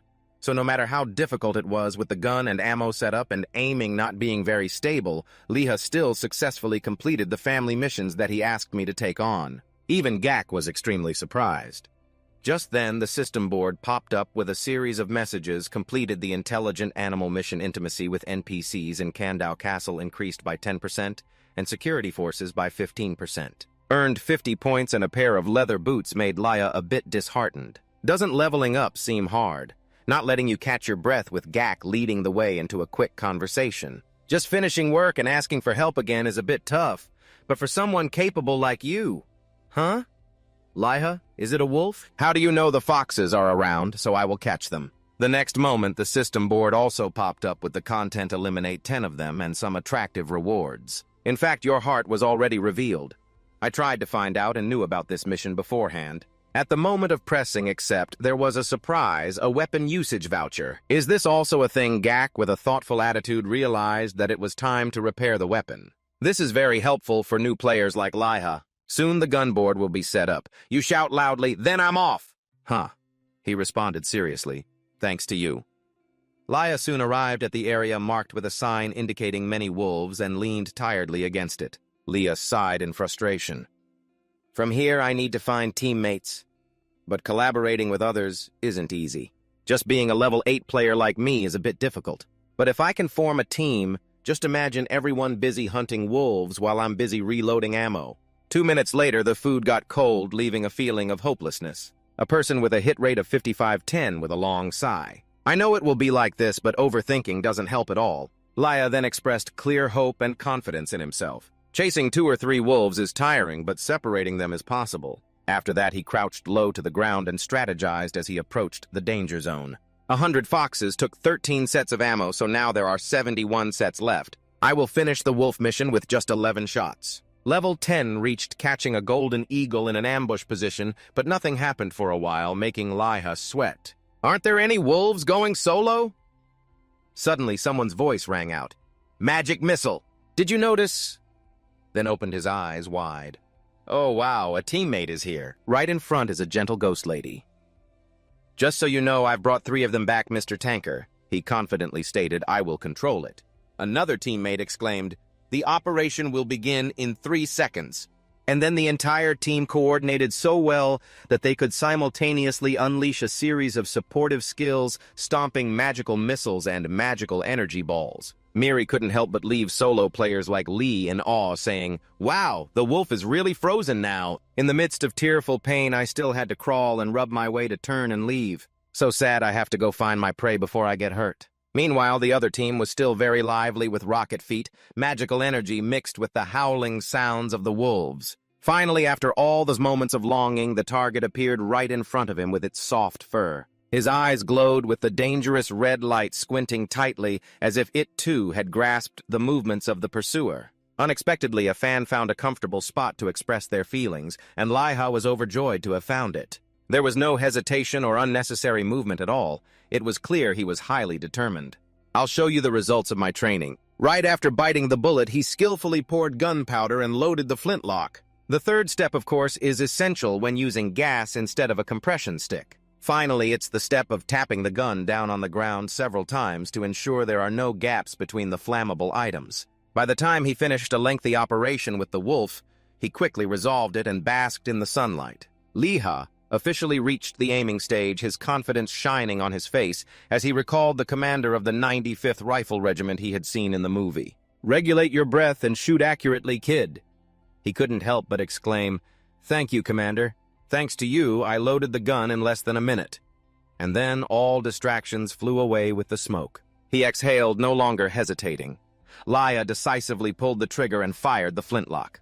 The shot vibrated and tore through the air, aiming straight at the wolf, which was still chilling. It's unclear how much time he spent, but the final result was enough to make Laiha jump for joy. Great. Just as he was happily celebrating his first achievement, the presence of a second wolf left him stunned. Having caught one unlike earlier this time, it clearly recognized the human who killed its companion, emitting a murderous aura. The chilling sensation running down his spine made Laiha hesitate slightly. "Another one. Where have you been hiding to come here now?" Reflecting on it, he had to use long-range weapons for close combat before. His mind had to operate at a very high speed. The durability of the Plum Blossom gun was running out. I have to avoid getting too close to them. The actions in his hands were quickly executed as soon as he decided to reload. In just a minute, the 4 actions he had just performed, although relaxed, were now demonstrated at double speed. Bite, pour, and blow, and slam down.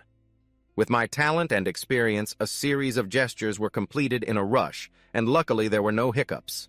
Damn it, I need to aim and shoot quickly. But when Laiha reached the 5th step, he couldn't help but stop because the wolf in front of him was completely still. This puzzling situation raised many questions and speculations that made him gulp nervously. What's going on? Why isn't it charging at me? Could it be that the wolf is finally moving? Its limbs, however, are lingering around instead of charging straight at Laiha. Clearly, this action proved that the reasoning belonged to him. Is that guy trying to avoid being targeted? Those stupid wolves, do they know how to dodge bullets? It's hard to aim at a moving target. If it suddenly moves left or right, even at close range, the shot could miss. Or should we stay silent and let it go far away, then provoke it? No, the one I caught earlier can't be brought back, so I can't do that. In the end, Laiha took a deep breath and focused, determined to make the choice either both or none. In the next moment, he disregarded the flintlock in his hand and started firing rapidly with his mouth. Charge! Charge! Charge! It seemed like a threatening shot without any meaning, but unexpectedly its wolf body froze as if receiving a signal. Then it bared its bright, even white teeth, arguably the most beautiful among wolves, showing a mocking smile and confidently exposing all its vulnerabilities on its beautiful body and human-like intellect. Laiha seized the opportunity and immediately pulled the trigger. Instantly, a deafening shot rang out, followed by a cloud of smoke. It was simply a game of wits, and the balance of victory gently tilted in his favor. With the sound of the bullet whizzing by, facing the lifeless wolf, Laiha let out a sigh of relief, filled with joy. Oh my God, it's finally down. Meanwhile, it hasn't even loaded yet.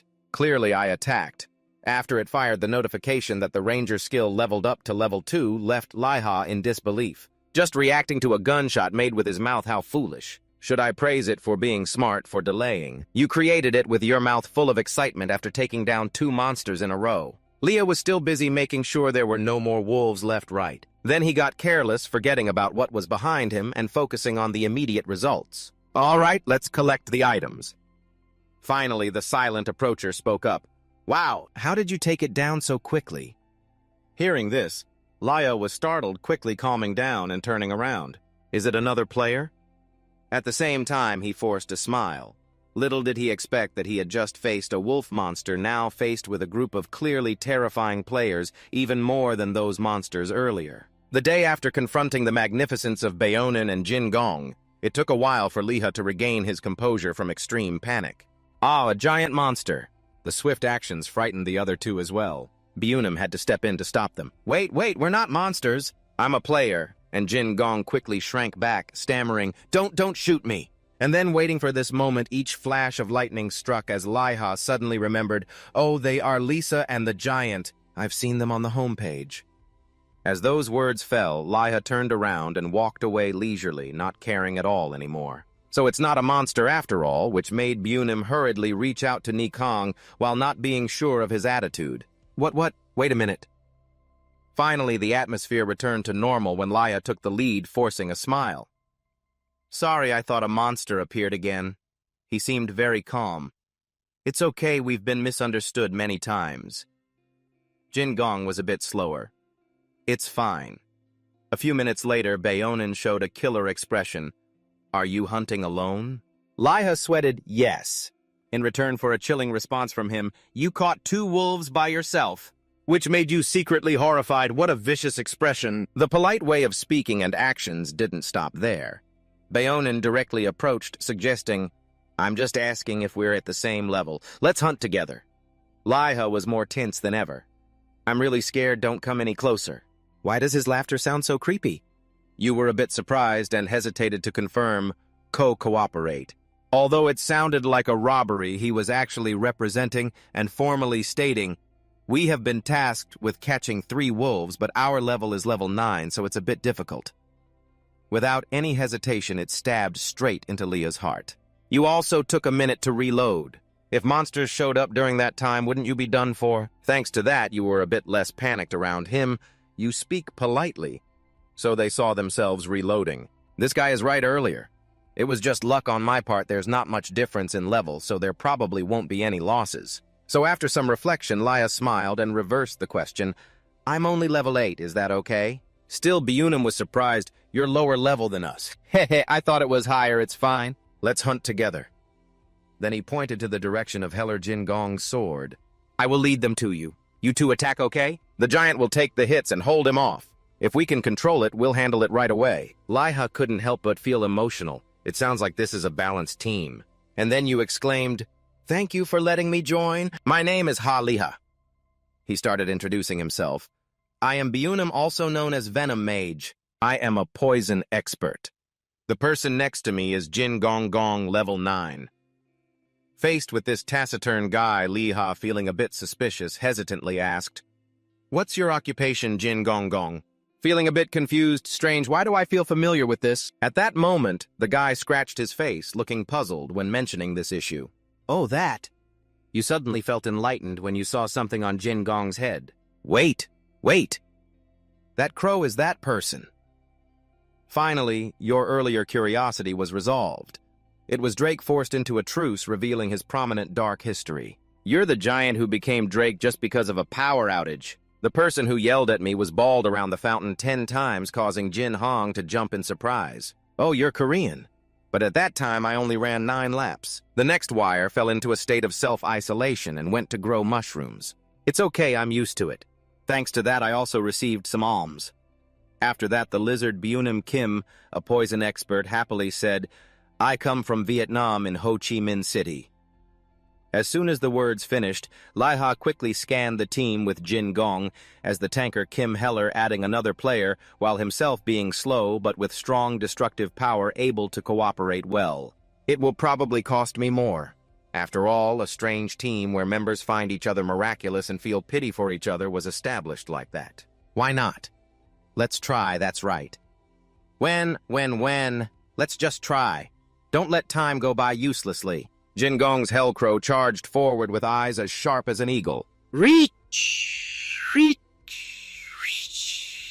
It completely made Liha hold back laughter to the point of shaking because it suddenly reminded him of the naive voice of a 3-year-old child. I can't concentrate. Why do I keep hearing like that? Meanwhile, Baonin had already jumped up with a powerful technique spewing poison. Clearly, the sight of this phlegm made it impossible for Liha to focus. It drove him crazy, looking like that but not daring to laugh.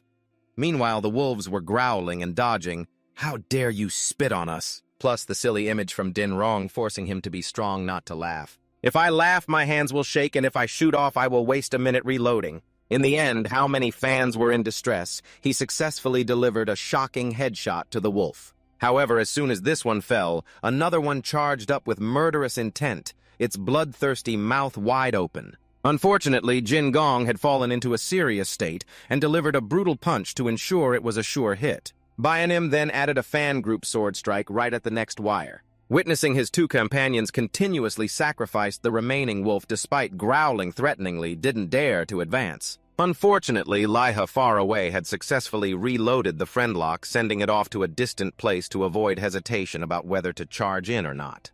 You have upgraded your ranger skill to level 3 and self-assessed your hit rate to be very good. Immediately after the announcement came, you have leveled up. Seeing that Bionim came straight over and exclaimed, "Congratulations on leveling up!" Halia replied politely, "Thank you." And because our team's hunting speed is so fast, he quickly interrupted and became serious. Due to Haliha's strong attack power, Din Gong Gong firmly took the blow, making the guy embarrassed. No, it's because my body is big, and you have to secretly praise him. He is very good at communication. Next, after seeing everything in order, Liha spoke. I completed the mission I should go report, but was taught by the experienced Bionin. Now having a report is useless, leveling up experience to 89%. After reporting, your level will increase to level 10, and you can go catch the Golden Eagle. Immediately, the whole team happily raised their hands, filled with determination. The three of us don't need to waste time moving anymore, just go straight to the Golden Eagle. Let's level up together. Time will pass quickly, and the reputation of the whole team will soon spread far. Ivy noticed, "Hey, look over there, the hybrid cooperation team has arrived." Clara Joy was surprised to hear about the hybrid cooperation team. At the same time, Jin Gong suddenly let out a roar that echoed to the heavens, next completely proving himself to be both a tanker and a healer, truly a real deal. The guy and the Hell Crow yelled, "Heal Rickety! Heal Rickety!" But the two-person Ivelin team remarked, "What's that guy doing?" Unexpectedly, it didn't stop there. Bionin suddenly popped his head up and spat out phlegm. The two wolves surprised her group even more. What else is there? Of course, that wasn't all. Liha shot straight up from the reeds, successfully sending those away to the heavens. Ivy Lins now understood, "Is there shooting too?" Clara Joy exclaimed, "It's the first time I've seen the Royal Guards." Not long after, their eyes remained glued to the mountain of wolf corpses, increasingly taller in awe. "Wow, such a fast hunting speed, it looks a bit strange, but it's good, right?" Is cooperating this strongly. The next series of sounds repeated regularly under the blue sky. People gathered them in the midst of battle. That momentum Bionin was truly amazing, with each step no different from strolling in his garden. Each time the ultimate move was activated, a certain number of wolves fell spewing poison. Liha, with his rich experience, entered an automatic reloading state while his mind was dazed. The cooperative members were a bit strange, but were a strong group. Jin Gong praised him. "Lizard God, you're really impressive." With endless suspicion, the guy slowly raised the question, "How can you poison while walking?" He then showed the performance, "Just do it like that." Being a new player, Liha wasn't quite clear and had to ask, "Can you really poison while walking like that?" Jin Gong explained, "It's like holding a cup of cold water while running and not spilling it." He was also puzzled.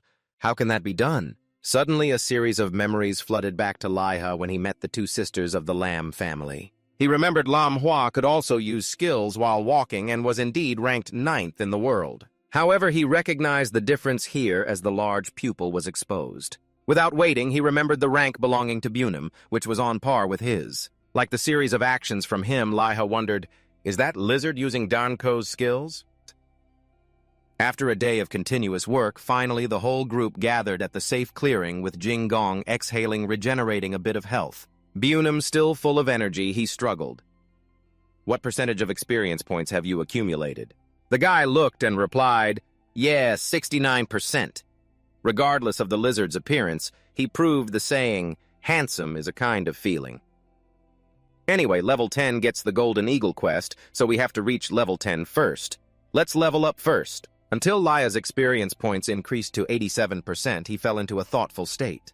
I read that you need level 14 when in a group of 4 people. If it's a group of 5 people, then it's level 12. That's the appropriate level. But he wanted to test himself when he reached level 10. Then the 3 of us just need to reach level 10. If only 3 people reach level 10, can we catch the Golden Eagle? And without waiting too long for him to think, Bunim interjected, "Shall we continue?" Liha immediately replied, "Yes," while reflecting. And then the colors above their heads finally returned to the starry darkness, ending a long day with a joyful cheer from him. Experience points reached 88%, feeling lucky and depressed. "I have run out of ammo." Jingong saw Liha like that and couldn't help but worry. "I just reached 28% of level 10. Leveling up is quite hard." Beonin was not bothered at all. "I also reached 42% of level 10. Shall we go back to the village and re-equip? And you think indeed everyone is close to level 10. No matter what happens, they have all achieved their goal." So Liha grinned and said, "Let's go." After a while, filled with joy, the whole group finally made their report. "Let's go, I brought the Wolf family back." Even he was surprised to see the group. "Oh, wow, Liha, your teammates have come too. A special combination, huh?" At that moment, all of Beunim's calculations succeeded with Liha's cheerful expression. "Great. I leveled up now. I will reach level 10. But suddenly, a red notification appeared right in front of him, leaving him stunned. After returning the items, the system interface immediately appeared, announcing the completion of the mission, along with the achievement of becoming an honorary member of the security team. With rewards of strength, agility, and intelligence, all increased by 2, making him wonder, a 100% intimacy level. While he was still immersed in the excitement of the moment, surrounded by excitement, everyone around was curiously discussing, what was that effect just now? Wasn't it a level-up effect?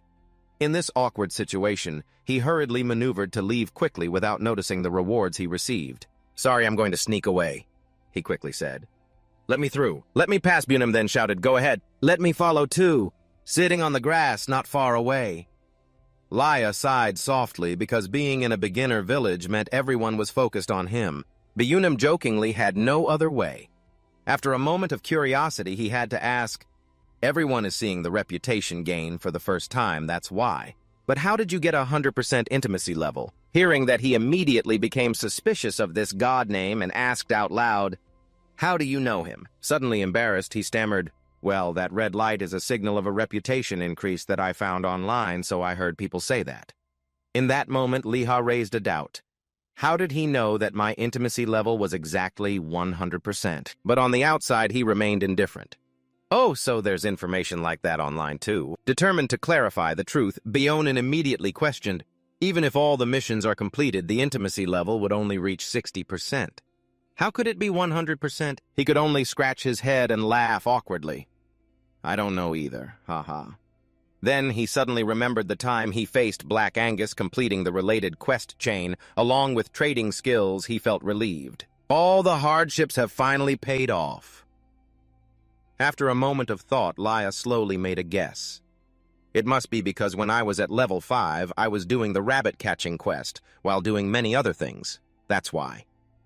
Jingong then curiously asked, "Did other NPCs also give you quests?" And Beonim was so amazed that he dropped his weapon. Seeing that reaction, he was confused and said, "Lizard, what's wrong?" He hurriedly bent down to pick up the item, looking flustered. No, it's nothing." Then glancing at Liha with suspicion.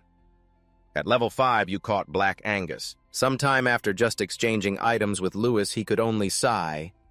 It really is expensive, but if we use that method, we can catch them with just 40 sets. As soon as Gott spotted him, he cheerfully called out to Liha, "I have one last task to ask of you. Are you asking about the Golden Eagle?" He was a bit surprised. Indeed, the honor security team members are different. Liha excitedly replied, "I already know everything, so please give me the task." In his mind, he still had doubts. Why is his personality so hasty? Nevertheless, Gott smiled and gave him the task, the ruler of the mountain at the castle here. When looking at the reward section, he felt a bit confused, but still clicked accept. The intimacy level has reached maximum, so now it's time to increase merit in the kingdom. As soon as he left the city gate, Liha turned to ask his teammates, "Has everyone accepted the task already?" Jingong raised his head and replied succinctly, "The crow is full already." Beonim quickly responded, "I'm ready too." He tightened his luggage on his shoulder. Wow, then the whole group looked eagerly at the hill ahead. Now we are going to greet the primary graduation exam, right? At that moment, another team was arguing loudly as Liha's group passed by. Failed again. Only your tanker is down, right? What do we do?" Are we waiting for the tanker to revive? Are you crazy? We only have 48 hours. Why wait for him? Sophia questioned. He ignored it and walked away without learning from the wolf-catching mission. Ah, Miabel angrily retorted. It chased after me. What was I supposed to do? Ella J blamed. You led everyone here, that's why the tanker died. Seeing this scene, Liha sighed. The atmosphere is quite intense. The argument still showed no signs of ending. Back and forth, no one was willing to back down. How are you speaking to me like that? Where is your address, you jerk? What are you going to do? Is saying sorry enough? He could only silently sigh. Instead of arguing, he should go find new teammates. After walking a bit further, suddenly a man's cheerful voice rang out. Come here and check out the items. Players gathered densely like opening a market in the countryside. Here we're selling HP increase for 10 minutes. 30% increase. Selling explosive arrow scrolls for a total of 80 gold. And we're selling a 25% recovery strong tanker. I want to find teammates to cooperate in magic. Seeing this scene, Liha was a bit shocked. It's chaotic. Bunim calmly explained. Due to the team having a bad combination, the items must also be sufficient, that's why. Jin Gong then laughed. Isn't our team the one with the strangest combination? Hearing that, he inadvertently recalled the previous scene and felt a bit worried. The people arguing earlier were also a group of 4 and their tanker died. They have all the defenders, attackers, and healers, but still failed. Do the 3 of us have enough attacking power? With that concern, he suggested, should we find more teammates? But Bunim immediately dismissed, who wants to join this group? This level 10 combination looks completely chaotic. Laya, in response to that, just lowered her head in contemplation. I can only use that method when I'm in front of the boss. While getting lost in thought, a reassuring voice suddenly rang out. Don't worry too much, he asked back, startled. What is it? At that moment, Bunim smiled faintly and glanced back with a hint of meaning. Do you know why I chose such a fierce character? That statement helped him breathe a sigh of relief, thinking it was true. There must be some reason why that lizard trusts me like that. When the 3 of them reached the barrier, Jin Gong spoke up. Well, now we are putting our trust in you, Liha. Let's go in. Bunim chimed in. It's all thanks to you. This made him feel a slight weight on his shoulders, but he still gritted his teeth. So let's go, shall we? On the side of Hoa Duyen, she was currently bracing herself in the middle of a tense battle. From afar, a chilling roar echoed. The ferocious wolves with glowing red eyes charged straight ahead. At that moment, Hoa stepped up, unexpectedly blocking with her determined raised hand. Get out of the way. Then she rolled a cold air spiral tightly in her palm and executed the skill Frost Mist. In no time, all 3 wolves had been turned into cold gray ice blocks, standing upright in the thick mist. In front of that scene, Hoa Duyen, filled with excitement, exclaimed, Let me finish it! But Hoa Din shook her head in refusal. Save your magic power. After all, defeating these won't yield any experience at all. Hearing that, she just sighed and waited, watching. What's wrong with not getting experience? Then realizing the reality with disappointment, you told me to save my magic power. Hoa Din calmly guided, doing it this way won't wear out even 1%. She became even more suspicious. Is it because your level is high? She just shrugged. You helped me burn the boss, okay? Hua Dian cheerfully praised, with you the mission will definitely be completed quickly. After that, she calmly reminded, but you have to finish it for me. She was excited. I know. While her legs kept moving forward without hesitation, she suddenly urged, let's do it quickly. In front of the dark sky filled with swirling black crows, Hua Ding calmly called out, you should use your strongest magic. As soon as the power was activated, Hoa Duyen hesitated for a moment. From here, how can you shoot that far? But she didn't bother to explain, just do it. Behind her, her whole body started to resonate with the surging source of spiritual energy. The freezing power raised its head, looking at the dark clouds rumbling violently. She whispered, the powerful frost vortex attracts the target. When the foolish crows rushed straight into the ice vortex, she decisively locked onto the target, flying into the frost vortex. The power accumulated increasingly fiercely, with streams of energy concentrated into a single point, aiming directly at the target. Hua Ding also opened her eyes wide, focusing all her spirit on the direction in front of her. then released thousands of dazzling beams of light as if trying to tear apart the snowstorm. They transformed into countless arrows shooting straight towards the crows. Just after a few breaths, a gigantic figure was torn apart, lost its balance, and fell heavily to the ground. While the dust was still lingering, she calmly approached the heavy corpse, then turned her head back. Finish it. She did not hesitate any longer. She opened the system panel to quickly scroll through the list to see what the next target was. Meanwhile, Hua Duyan was busy gathering firepower to harvest experience. Each missile from Laiha had now entered the barrier with the system announcing, "You have entered the mission," blending with the nearby conversation. "Jin Gong Gong, you have the skill Unified Entity, right?" The guy wondered, Unified Entity. As he opened the data panel, he muttered, "Yes, but I can't use it during combat." Booney smiled. "It's okay, you can use it." This made Laiha feel a bit suspicious. Does he know all of someone else's skills? Suddenly, he turned to suggest to Laiha, "You just follow behind us." This statement made him pause for a moment. "I'm in the back." However, Byunin did not respond directly, but only smiled with a hint of mystery. "You'll see." Seeing Byunin's unusual reaction, Liha became even more confused. "What is he planning to do?" Suddenly, he opened his bright eyes, bearing the cold demeanor of a lizard, and growled decisively, spitting poison. Immediately, streams of horrifying slime shot out in all directions, leaving him stunned. "What is he doing with his body?" When everything calmed down, Byunin pointed directly ahead. "Let's go. Jin Gong Gong will use the Unified Entity skill, while you, Laiha, will hide behind." Hearing this, he doubted, "What if the wolves come here?" However, he insisted firmly, "Let's see, they definitely won't run anywhere." Holding the gun tightly in his hand, Laiha became even more anxious. This is the area guarded by wolves. If 5 wolves charge at the same time, there's a risk of the whole team being wiped out. We need to shoot down about 10 more golden eagles. What are we even doing? As they took a few more steps, a fierce wolf suddenly appeared before them. "They're coming," Laiha immediately reported. "Lizard, there's a wolf up ahead." Byunin just slightly curled his lips into a confident smile. "Oh, come on, I told you to leave it to me."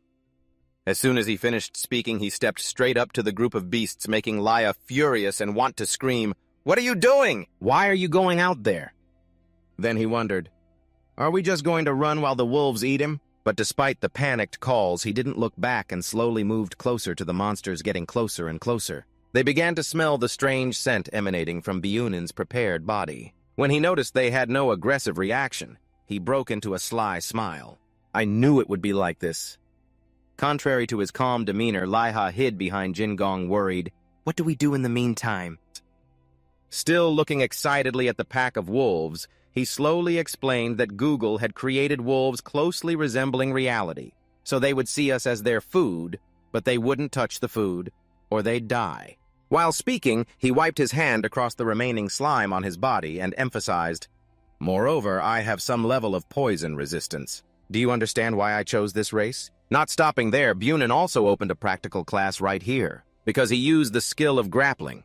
Rin Gong Gong looked like a tree, while Laiha was shielded by the smell of poison, making them very hard to detect. Hearing this, Laiha couldn't help but be amazed. So he used the resistance value of his race, knowing exactly the skills and professions of others. He is a player who targets the gaps, finding the weaknesses and similarities of others. That is something to ponder. Did Google collect the transformative abilities from real life and express them like this? Oh, is there something in the sky distracting you? Is there a black crow? Is it the backdrop in the game? Whoever has it, its target is them. It even had the voice, "Gold Oriole, come with me, master." At this moment, Jin Gong was the first to realize. Oh, right. The wolves looked at the scene and raised their heads, each fierce glare flashing in their bright red eyes. The scene immediately turned into chaos. Rhine Gong Gong, oh, the black crow. Call it back, come back, call it back. Who would have thought it happily swooped, "I'll go ahead." While everyone still didn't know how to cope, the wolves quickly found their prey in the direction the crow flew and headed straight for them. Just escaped from danger not long ago now, surrounded by threats again, making Byunin furious. If I had known, I would have hidden that crow. Facing a pack of wolves densely packed, baring their teeth hungrily, Liha could only gulp nervously and murmur in horror, "So many over 20 pigs." Jin Gong adjusted his outfit, a hint of guilt appearing on his face.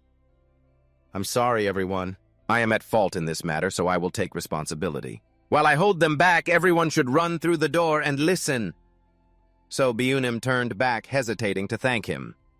Rin gong gong, but the guy shook his head to refuse. No, it's my fault, don't worry. Let me in there to find more players for defense and complete the mission. Okay? Then Hung Dung stepped forward. So see you all in 48 hours. Seeing that scene, Liha gritted his teeth inside, waiting to express his discomfort. Anyway, I can't let you die like this. We've just started playing together. I can do something. Meanwhile, the guy appeared confused. You mean well, but there's no need to worry about me. But Byunim seemed unconcerned. What are you saying? Don't worry at all. Only Liha kept mumbling under his breath. Who is closer to reality? Who is closer to reality? Then thought, if we find a gap in the system. Wait, could it be? Thinking of this, he suddenly jumped up and immediately stopped Jin Gong Gong. Oh, don't attack them. The guy seemed a bit worried if it took longer, the wolves would attack first. Anyway, Liha exclaimed, it would be a pity to part like this. Clearly you had an idea and boldly declared, if we live together, if we die together. In front of that scene, Byunim looked on in confusion. Do you have a way? The royal guard only shot one, but he didn't say a word. That silence only intensified the doubts within him. What was he doing? Did he put in 2 ammo bags? Anxiety surged. He hurriedly blurted out a warning. There were no bullets, and yet... But Liha didn't care. All right, immediately, he aimed the gun straight up to the dark sky. The decisive action seemed to cut through all hesitation and advice. Hey, everyone, cover your ears. Just a moment later, a blast echoed loudly, tearing through the quiet night. The loud sound of the explosion shook the space, causing Jin Gong to stagger. I can't hear anything. Booney looked panicked. What are you doing? Meanwhile, Liha could only cough a few times. There was no way to retreat now. A glance at the pack of wolves, he felt bitter. Just like that, we would all die together. Oh, the surprise came when the pack of beasts all froze. You immediately shouted, urging, let's go now. Byunim was bewildered, startled, asking, what is it, Jin Gong? Confused, he wondered, why are we running away? But Liha didn't have time to explain, just shouted, just get out of here and I'll tell you. While rushing away in hurried steps, almost like a sprint, Byunim eagerly asked, what on earth did you do? You quickly replied with a breathless gasp, I've tried shape-shifting too. Hearing that, he became even more confused. Shape-shifting? Liha remained ambiguous. This will take less time compared to applying poison or using the skill to knock down the integrated target. Upon hearing this, Byunim anxiously called out behind, wait, I'm coming with you. After the group ran frantically for a while, they finally dared to stop. Now that we've escaped from those wolves, right? Jin Gong panted, exhausted. Yes, they aren't chasing us anymore. However, Byunim was still not at ease. What is going on? In that moment, as if a light flashed through his mind, his pupils widened in astonishment. Could it be? Then he asked seriously, just to clarify, is it the smell of the potion? You chased them away with the smell of gunpowder. Jin Gong was stunned, wide-eyed. Is that really true? Only Liha maintained an air of calm. This game reflects reality, right? The smell of explosives is hard for humans to detect, so the wolves probably are too. This made both Byunim feel impressed. That's amazing, it can't be. In his heart, he felt pleased. Thank goodness, I thought I had broken 2 bullets. While they praised, you're great, your knowledge is quite good, and your profession is special too. Suddenly, as they walked, Byunim asked a strange off-topic question. Liha, have you ever tried playing in Middle-earth? Upon hearing this question, you were surprised, then turned back to confirm, we're playing in Middle-earth right now. Knowing he had been caught, he stammered, that is right. Then hurriedly pushed you to change the subject. Yes, that's right, let's go up here. In his heart, Liha immediately felt suspicion. Why does this guy seem so suspicious this time? At that moment, Jin Gong exclaimed, everyone? The guy shyly made a suggestion. I'll call that crow back here then, let's go. Everyone, please turn your heads away. After hearing that, both tilted their heads and asked in unison, if we watch, can't you use your skill? That skill can't be viewed by outsiders. This made the guy flustered. No, it's just a bit awkward to use the skill. Seeing that awkward reaction, both became even more excited and more ruthlessly clamored, then let us see it. Record a video. The guy was confused. What do you all plan to do? Under that pressure, Jin Gong trembled as if about to cry. I know it's a bit awkward, but... Both of them didn't care and just smiled brightly. We're happy now. Taking a deep breath to calm himself, the guy called out loudly, "Crow, come forth!" After saying that, he pulled out a skilled dance move, the music in his head thumping like a disco floor. That scene made Liha and Bionim laugh uncontrollably. What is that? That's insane.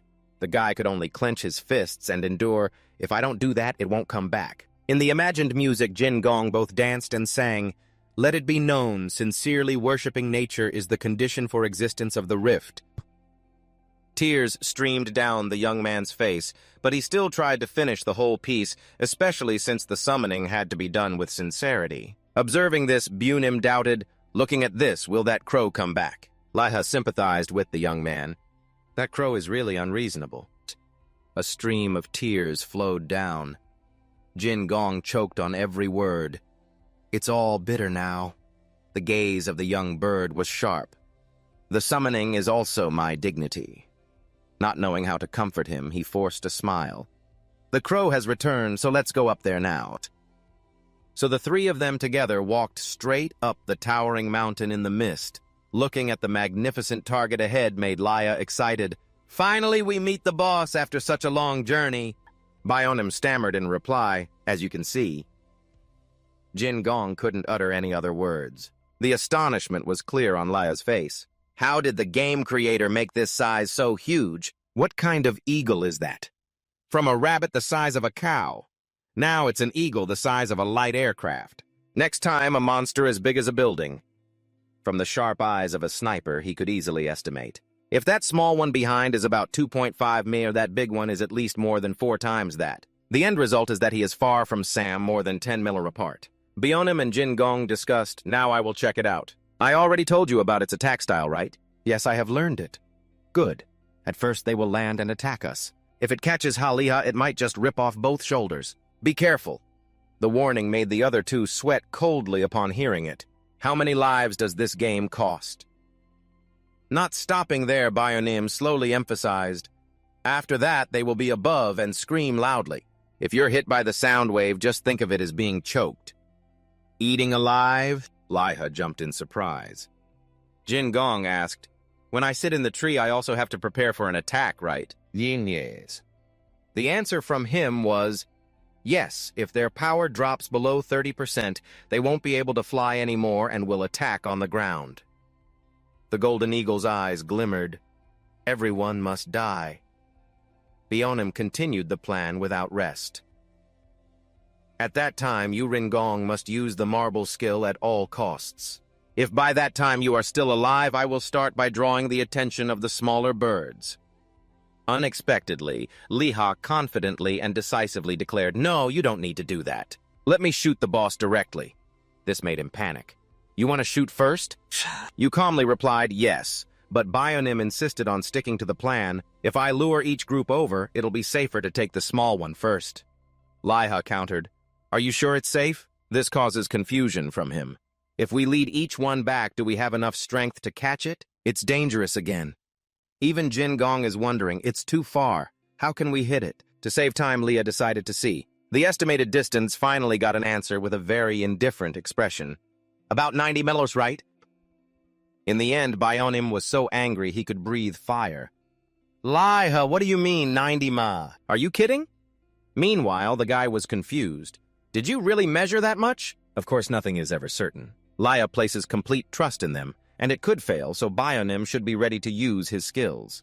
He was so angry he was steaming, of course. You continued, "What about Rin Gong?" The guy, bewildered, pointed at himself. "Me!" With that obvious face, Liha exclaimed something strange. "You come here and bend down." Rin Gong was confused. "Aunt," he explained further, "you bend down, and I'll rest the gun on you as a support." Even the guy couldn't help but say, "What?" This guy ultimately still has Liha taking the advantage. "You can do that, no need to use your leg for support." Then Jin Gong was speechless. "I'm happy like this, he is taking advantage." "Can you hold your breath? Breathing will make you shake." The guy didn't know what else to comment, but mumbled, "Do you want to take a last breath?" Is that your heart speaking? After all, Liha successfully set up the flintlock on Rin Gong's back and aimed straight at the prey. It was moving from 95 mi to 110 m each wing flap, lifting it about 2 to 3 mi. The bullet speed is a bit faster, so it's safer. Good, I've adjusted my breathing with so much experience and real battle experience in the real world and Middle-earth. He made a judgment and took action, aiming at the golden eagle that was preparing to fly straight towards him, firing the next moment. Liha quickly lowered the gun and informed the team members, "I shot! If it dives down quickly, prepare to use your skills." Suddenly, a series of notifications appeared next to him, enough to leave him astonished. Achievements. No way. After a moment of silence between the three of them, his two teammates snapped out of their stupor and excitedly shouted, "Did you shoot it in one shot? So awesome. So awesome. Really awesome." It was only at this moment that Liha understood. Oh, really, did it die from just one shot? Just as the golden eagle didn't have time to understand anything, it had to say goodbye to its life. The cause of the situation was still hard to believe. "I know I shot it, but how could it be?" At the moment the monster officially landed on the hard ground, a series of systems appeared. "The ruler on the mountain of the Golden Eagle King has died. You have leveled up, and the skills of the Royal Guard have increased to level 4. Clearly, not only Liha, but also Bunim and Jin Gong received congratulations for defeating the ruler on the mountain of the Golden Eagle King. Already dead strength, agility, intelligence, physical stamina, and determination all add up. The guy wanted to let himself drift with the breeze. Liha said, "Ah, this is the second achievement I've received so many attribute points." Bunim smiled like a blooming flower in spring. "Is this a true story? Achieving results in just one shot. You didn't forget to respond." "I'm so happy," silently thinking, "I must get the meat before this place closes." Finally, the announcement, "You will automatically exit this dungeon in the next 30 seconds. However, by then, Liha had already finished getting the eagle meat. Achievement board! Oh, I got 2 achievement boards! The first green message is about the achievement of hitting a D-rank golden eagle with 1 shot minus stamina, agility, and intelligence +2. Looking closely made you wonder, quick, make way for those coming after. Ah, so I'm level 11 now. The second frame is about the achievement of a C-rank sharpshooter, plus agility, +6 stamina, and an additional 3 intelligence. Even getting the skill to stay calm in any situation. Liha clearly understood he had hit it while it was flying up. That monster was 100 meters away. After considering everything, Jin Gong spoke up. "Shall we get out of here? The gate is open now." He immediately glanced over. "Yes, but at this moment there's another note. Jump out, huh? The achievement board is closed. Yet there's another board. You are the second person to receive the sharpshooter achievement, so you get an additional 200% of the original effectiveness. Attribute points also double." Liha's eyes widened. That's a paradise of honor. After Bunin urged to confirm the eagle's corpse was done, "Let's hurry, are you awake? Let's go, taking along excitement for the unknown future." The whole group cheered and was immersed in joy. Finally, we've graduated from the beginner zone. When they returned to the castle, Jin Gong was so happy he was skipping. All stats increased by 1. "I haven't received any achievement since the familiarity with the summoner reached 100%, Liha commented from the side. "Really, now you're upgraded to F, huh?" After a while, Bayanim decided to ask the question directly, feeling suspicious. "How did you do that so suddenly? Did it confuse you? What do you mean?" He emphasized each word. "How could you possibly hit it? How is that?" Once he saw another player, Bayanim lowered his voice. "To hit it in 1 shot is no small feat. And it's a boss monster." Jin Gong was the one to question, "What's wrong with you? Isn't it good to take it down quickly?" But the guy nearby retorted, "The issue isn't whether to kill it quickly or slowly, but at our level, with our strength, that's impossible. It's a boss. Even those at our level would take some time to bring it down." "Do you have a game hack or something?" Even Liha could only smile awkwardly. "Ah ha ha, everyone don't be near me while secretly complaining. I didn't expect that I could do it like that." Bunim said, "Look me in the eye and answer, was that really a knockout blow?" Liha shyly admitted, "It was luck, I didn't know it would die. If it were always like this, I would probably be level 50 by now, right?" Even though he affirmed it countless times, his skeptical gaze made you feel confused. "If I knew how I shot like that, it would be great." When he glanced at me like that, I felt even more scared. However, this didn't last too long when Bunim said, "Sorry, I'm a bit excited about something I've never seen before." Jin Gong ran over and I felt the same, like we had won the lottery, right? Laya smiled brightly and so did I, but in my mind I had a suspicion when reflecting on the system that mentioned, "You could make no one realize you had shot." It must be because of seeing the first proverb earlier that Buni reacted like that. I will remember that proverb well. After all the doubts and difficulties, you successfully reached the quest return point and were recognized by Gok. I really have good eyesight, thank you. Laya smiled back, "Thank you, Captain." Then it was announced that his contributions in the PUBG Kingdom increased by 300 and his level rose for completing the quest. Next is his distinction. This is a recommendation letter from the Brown Bet Royal Guard Academy in the city, the best training place on that continent. Upon receiving it along with 90 points, Laya thought, "Isn't that the training ground for the Royal Guards of the British Empire?" Gak continued, "It seemed you grasped your weaknesses, but I believe the Academy will give you sharper observation skills." You nodded seriously to this yes. Then you fell back into deep contemplation. Weakness, that's right. I received the title of knowing my own weaknesses. So that's why he said that to me. That means there will be more accomplishments. Suddenly he hesitated a bit. Haleha.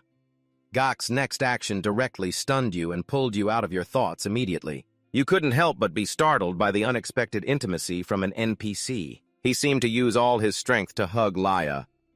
"Thank you so much for all this time. You have become a talent for our kingdom." This made you not need to check anywhere else, but could affirm that this level of intimacy was definitely over 100%. Wow! And then said, "Good, you should thank him, Captain. Every meeting will fade quickly." When leaving, Laya seemed nostalgic, feeling like being in the military. What were the other players around discussing earlier? NPCs can hug too. It's the first time I've seen that. Ah, free hugs. Ignore them, focus on your two climbing friends. Where will everyone go? Jin Gong and Bunim respectively said my next location is Ngok Forest 6, saying it's Driss's training ground. Mine is Tumba Forest, close to there. Finally, it's Laya. "I'm going to the city seems like something ill." The guy must feel a bit regretful. We are like an undefeated team giving him a chance to tease you. "Do you hate me while going with me?" Jin Gong stammered. "What hate, just being with you is a blessing." This made Laya's emotions surge. Is it because we won't meet again? We are already friends. Originally a strong team with empathetic teammates, just like that it ended for the future. One by one we will meet again next time. Laya, be careful. Laya, when you also cheerfully shouted, "Everyone, let's try to level up and team up again in the future." You still persistently watched until the backs of both Bunim disappeared. After that, you sighed in relief and excitement when you had time to check yourself. Finally, being left alone, you commanded the character status system. Looking through the series of 3 achievements received from defeating the Golden Eagle, Laya seemed unable to believe it and burst out laughing. "Haha, is this real?" Even as a sniper, you couldn't contain yourself being the second person in the world to receive this achievement. And to be sure and understand better, you immediately voiced the character panel instructions. Then you doubted more than ever, is this a dream? It can't be real. I only focused on my sharpness, but both my strength and intelligence increased by over 30 palm. Then in front of everything in sight, Laya straightforwardly kept analyzing in her head. According to the statistics, the total conversion points from achievements is 114, and I still have 40 points to use. Let's set the points aside for now. I need to look for the newly acquired skills, right? The calm mind skill supporting the lack of shaky hands made you a bit discouraged. If changing 3 seconds to 30 minutes would be so much better. The Rookie Ranger skill also gave Laya a really vague feeling. The level-up speed of 0.5% is too stingy, but after all, everything is just beginning. Laya hurriedly dismissed all negative thoughts. I shouldn't be ambitious about this. I've confirmed everything, so now I feel relieved. If I work hard, I will surely get better. All calculations are set aside for the next step. First of all, let's go report the completed mission. Very loudly and excitedly, I shouted, "Hello, ma'am!" In return was the intense enthusiasm from the other party. "Oh my gosh, who came here? Turns out it's Madame Lu. Do you, Laya, know your weaknesses? Just like that, you've successfully hunted. Are you showing this attitude to people?" "Yes, ma'am, I succeeded." Internally screaming, "Please don't call me by my title like that and don't stand so close to me." She maintained her bright smile along with a teasing remark. "Oh my, so fast?" "You're not tricking me, are you?" Laya changed to a coy expression. "Oh, what trick? Madam has helped me a lot." In fact, I understand if I tricked her, I would probably be chopped into pieces. After a thorough check, even Madame Lu had to exclaim, "Truly outstanding ability." Laiha extended her hand not for copper but for silver. And then she said, "Wait for me to make a bento, okay? Do you want to meet Chef Kiyomi? He's feeling sad because you haven't met him yet." You looked confused. Really? Madame Lu emphasized each word, "Because it's hard to meet someone like Liha. He has been sharpening his knife while waiting to meet you." Even though your heart was screaming to meet him, why was he sharpening a knife? You still managed to say, "Then I have to meet him." As soon as you said this, she immediately shouted, "Notify Kiyomi, Liha is here." Who would have thought he would appear right away bringing along a boastful line? "So the meat is back, huh?" Scaring you to the core. Did he just call me meat? The moment you got to admire Laiha's creation, Kiyomi praised it with the most honest evaluation. Very good. Indeed a sight to behold. This is truly premium meat. Your face was extremely pale. Don't look at me and say such things. Look at the eagle meat and say, who would know? When there's another NPC outside the guard expressing emotions so warmly, I really thank you a lot. I knew someone would bring us such delicious meat, and you must be a meat lover, right? There were even comments that were somewhat blind and stubborn. Being a meat lover must not make one a bad person. At this moment, every breath and soul in Liha seemed to want to leave you. First, let me go, and then we can talk. Help me. Finally, Kyo released Liha, but then suddenly brought up another issue. Making you stunned. After a while, you asked back, what? Liha waited for processing, realizing something that you had overlooked before. Wait a minute. Cooking increasing production skill. There's no chef position, but I only have a profession related to combat.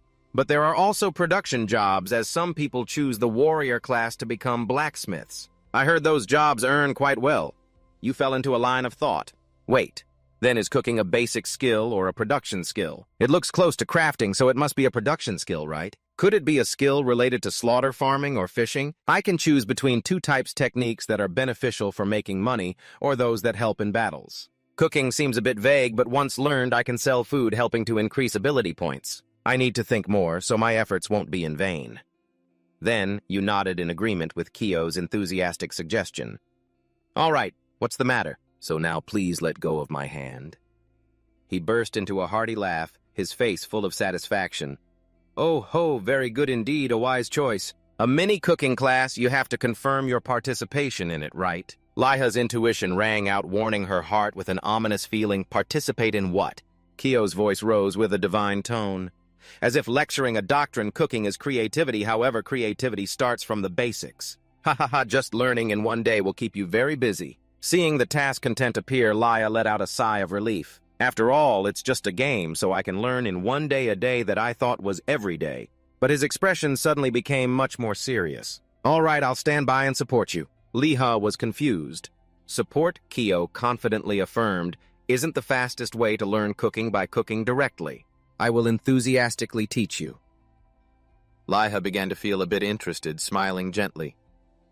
Okay, let me give it a try. A little later, he was slicing ginger while reminiscing about his time in the military. I have also worked quite a long time during my military service. I can cook. If it's simple dishes, there's no problem. Moreover, just being diligent for one day is also fine. He immediately noticed your inattentiveness and pointed while shouting, Instruction, what are you hesitating about? When peeling, just peel a thin layer. Start scaling it before peeling. What are you doing? Did you cut the meat poorly? Shall I cut your finger off as an example? What is this garbage? Eating it will just turn into fertilizer. So are you making fertilizer dishes from the start? Are you doing your best? No need to do your best. Just cook it well. This is not even fit for dogs to eat, damn it. Is this grilled? Is this grilling? Huh, bring a priest here? If he blesses this grilled rabbit, it might come back to life. Kyo held his head and screamed desperately, his voice faltering in a crisis of despair. Oh, heavens, did I agree to teach cooking to this foolish sleeping kid? If I could go back to the past, I wouldn't accept it, even if I cut my tongue. Liha had heard so much that her ears wanted to bleed. If I shoot the NPC, would this game be too strange? I really want to shoot. I really want to shoot. You gritted your teeth and endured, trying again and again patiently, not giving up until finally an acceptable dish appeared on the table. Kyo took a fork and stabbed a piece of steak, slowly bringing it to his mouth to taste while chewing and feeling the flavor. Liha's patience had worn down to its final limit. Long here is a killing intent. If he curses again this time, I will shoot, really shoot, I will shoot him and quit the game. Fortunately, this time you met the requirements. Kyo nodded in praise, but didn't forget to boast about himself excelling in just one day to cook like this. It's because the teacher taught well, right? The system immediately announced, cooking skill you can now use ingredients to make a dish. Laya's strength had been exhausted, her eyes sunken, her face pale. I've been holding back all day now, just one last time, all right? Let's be patient. You force a stiff smile, which can be considered polite. Thank you, I will take my leave. You are worried because of the mission's regulations. Health dropping below 30% will result in punishment of 2 legs. Laya trembles, staggering, unexpectedly exhausted like this. Madame Lu stops her cleaning when she sees you. Oh my gosh, are you leaving now? Laya replies breathlessly. Of course, it's already time to close the shop. Ah, she kindly reminds. Then you should take a lunchbox. You suddenly come to your senses and reach for the lunchbox on the table. That's right, I need to take the lunchbox. But she quickly presses it down. Oh, ho, Laya wants to collapse. And what's wrong? Can't move at all. Madame Lu expresses her intention. I have a favor to ask of Liha. Oh, ho. As soon as you hear that phrase, you shudder, a familiar obsession flashes in your mind. Another mission. She smiles brightly, her tone implying refusal is not an option. Will you accept my request? Oh, ho, Liha is not foolish enough to agree without clarity. How can I accept if you don't tell me the details? She takes out a lunchbox wrapped in red fabric. The atmosphere around suddenly becomes unusually dark. Do we need to have that kind of relationship as well? That action makes you even more suspicious. Another lunchbox. At that moment, the system announces the mission, opening expenses for the Sacred Grilling Restaurant branch in the city. Deliver the letter and lunchbox to Madame Doe in the city of Ilstock within a month. Accompanying it is the reward for success and the punishment for failure. Laya quickly skims through. This is a transport mission. Where is it easy? Why is the reward for success like that? The final linked mission should reward more. The penalty for failure seems harsh, you cautiously confirm with Madame Lu. As long as it's delivered, that's it, right? She nods firmly, of course. Liha still cannot feel at ease. Madam, your sister isn't a man-eating monster or someone who kidnaps and hides in a dark place, right? She laughs, building a friendly image for her sister. Oh dear, she's just a child living in the city. Why would you say that? You don't trust at all, full of doubts. So what's so difficult about this mission? As expected, just as Liha had suspected, Madame Lu straightforwardly reveals. A human. Laya is astonished, her eyes wide with confusion. A human? She suddenly sighs heavily. Hi, you still don't fully trust bending down to examine the lunchbox in your hand. Is someone chasing to steal this lunchbox? She teased in a gentle tone, but her words sounded like a horror story. There's no such thing, oh my, are you okay? The murder case targeting the sacred grilled lunchbox. Liha was terrified by those words, making her hair stand on end. Don't create such stories. Madame Lu was completely unaware of the seriousness, casually correcting as if nothing happened. I'm just kidding, just for promotion. Oh, ho, you are angry, but only dare to curse silently in your heart. Yet why does it look so real? After that, you calculate the next route heading straight to the capital, about 500 kilometers.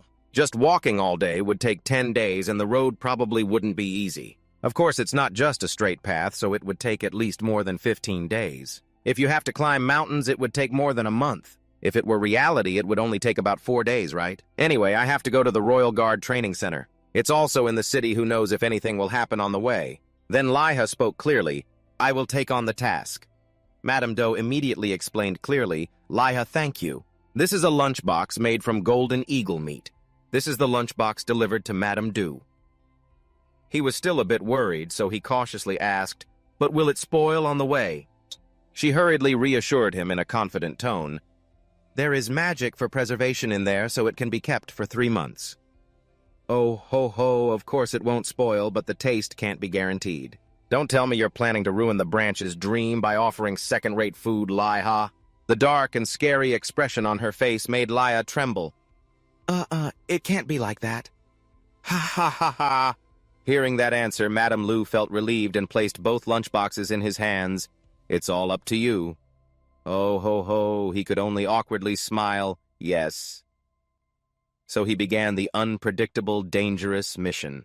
Before setting off, Liha curiously opened the purple lunchbox to taste it, first eating and praising, so delicious, even better than the Black Angus lunchbox. This relieved all the fatigue from cooking all day today, while his stamina also increased by 3 points. It was named the Elite Special Lunchbox, living up to expectations. Leah was full, leaning back in the chair, rubbing his round belly.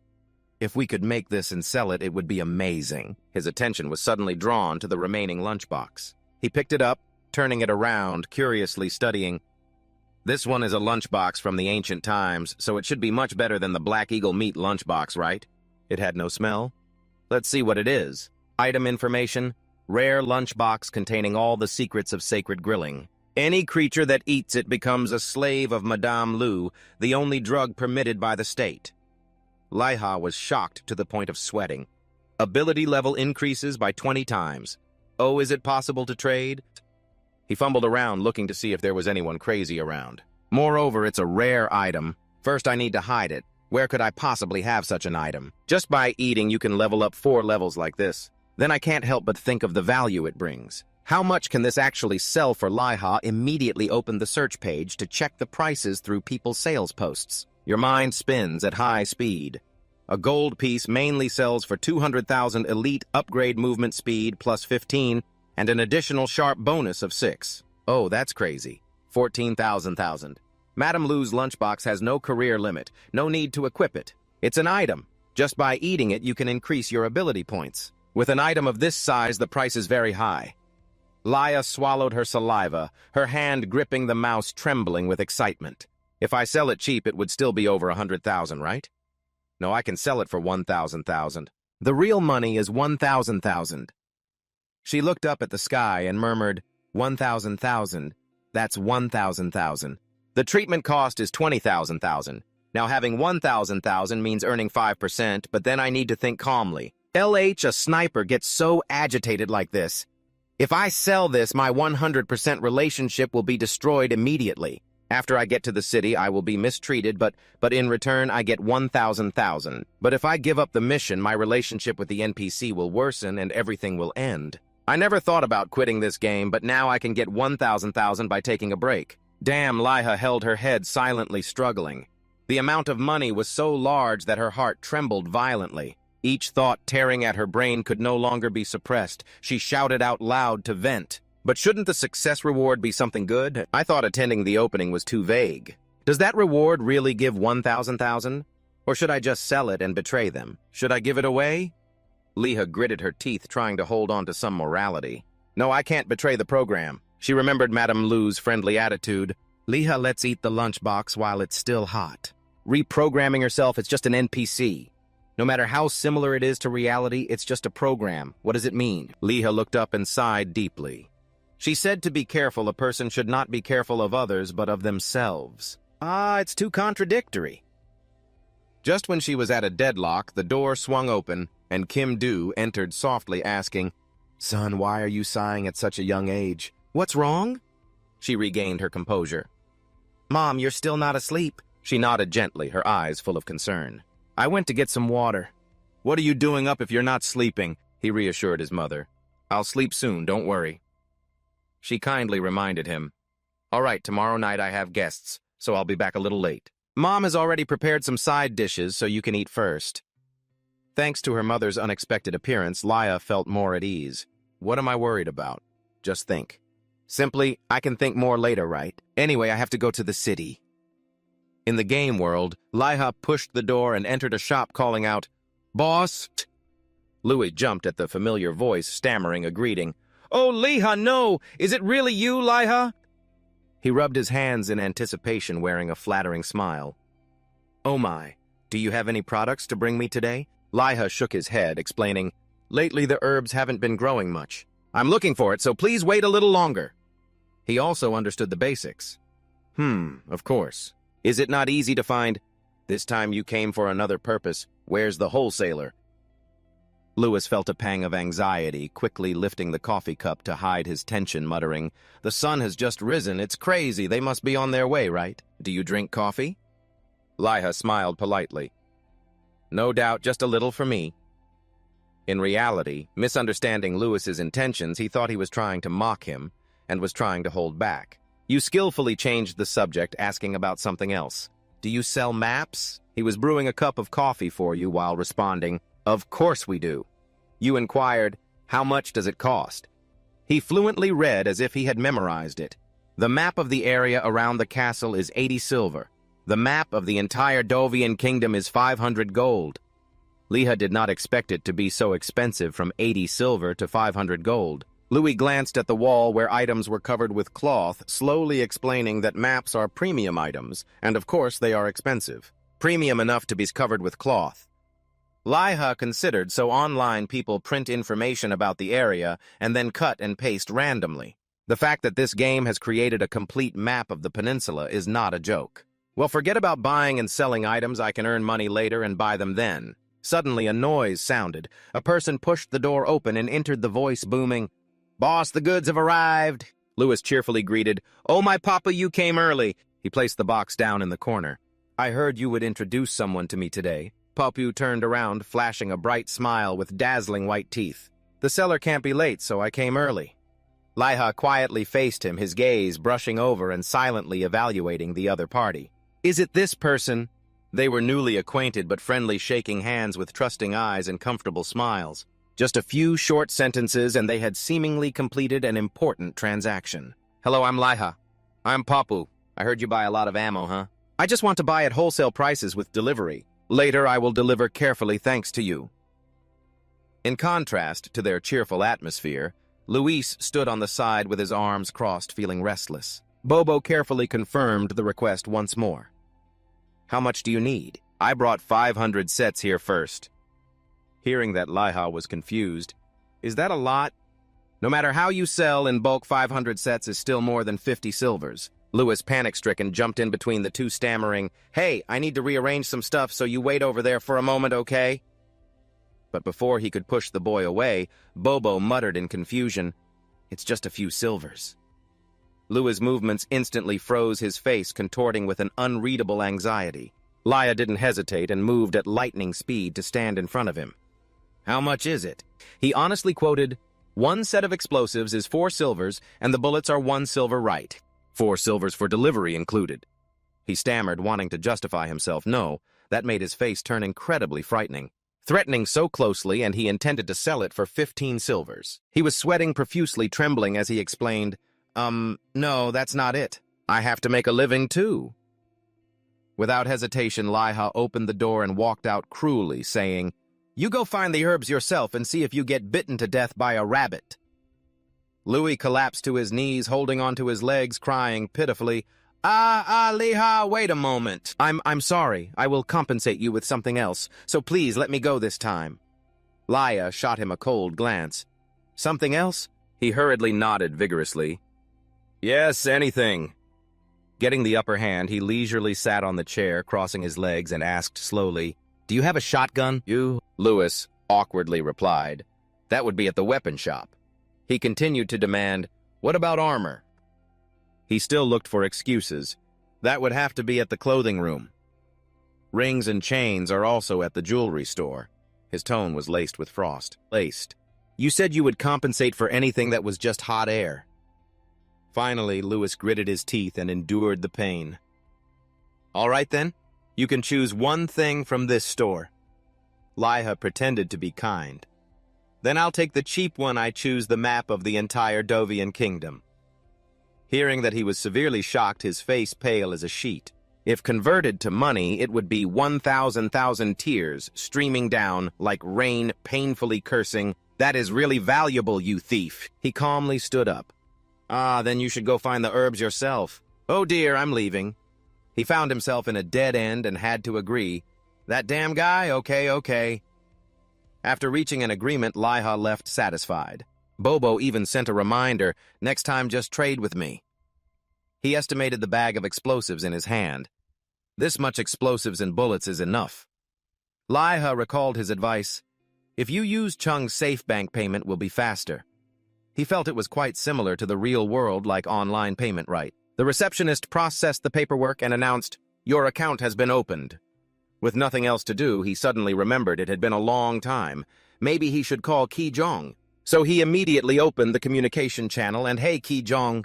He quickly responded, "Hey, are you still awake?" Liha smiled and asked, "Han, you need to make money. What are you doing?" He distractedly replied, I'm hunting Chung with the members of the Alliance. Liha scratched his cheek in confusion. Alliance? So jealous. Now you're at level 12 too, so you have to go to the city. Do you want to meet up? This news shocked Ki Jong. You've reached level 12 already. Did you catch the Golden Eagle? Liha's tone was a bit boastful. You caught it just like that kid. Ki Jong was happy for him. So fast. Anyway, congratulations. I hope you live well in the city. Wait, brother. You're at the Candle Castle, right? Have you seen Manhwa yet? Liha nodded indifferently. Yeah, I've seen him. Ki Jong was quite sulky. You should have contacted me. Liha felt embarrassed. Are you also in their fan club? Actually, before he finished his sentence, he shouted angrily, Oh, really? I have to take down that wicked name before realizing I let it slip. Oh, it's nothing. Liha's face turned pale, covering his ears. Wait, what happened? Ki Jong isn't the kind of kid who swears, so what's up? A strange voice suddenly came from the other end. Oh, really? No way. Our faction has put a bounty on those two, didn't you know? Really? If I knew they were there, I would have gone to take them down. He was confused by their reaction. Are you talking about those kids? Take them down. Ki Jong was excited. Those kids, they're really crazy, brother. You haven't seen him use magic, right? Those ruthless ones can't be kids, right? They're evil girls.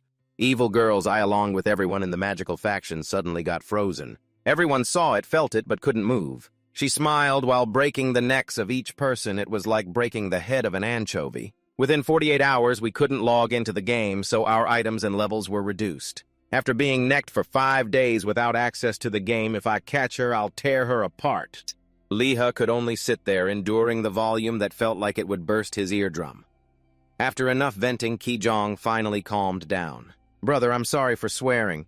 He showed understanding. It's no big deal. You know what's going on, so everyone is fighting. Ki Jong added, it's not just your faction that's affected. Manhwa spends money like crazy.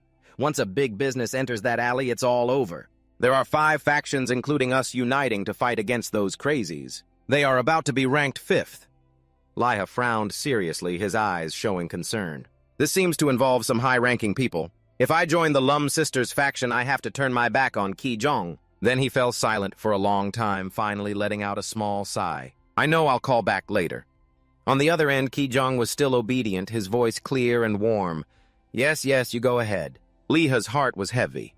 He clearly distinguished the boundary game is game, reality is reality, but why is it so complicated? Or maybe I shouldn't go anywhere first? He ran his hands through his hair.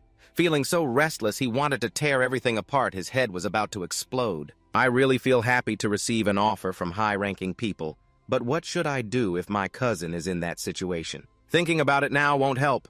Now that I'm in the capital, I'll just deal with whatever can be resolved. I'll worry about it later when I have free time. Liha shook his head gently, deciding to set aside his worries for now. He focused on opening the test interface of the newly received item. This is a GPS locator that just can't find the way. It is accurate in location and direction.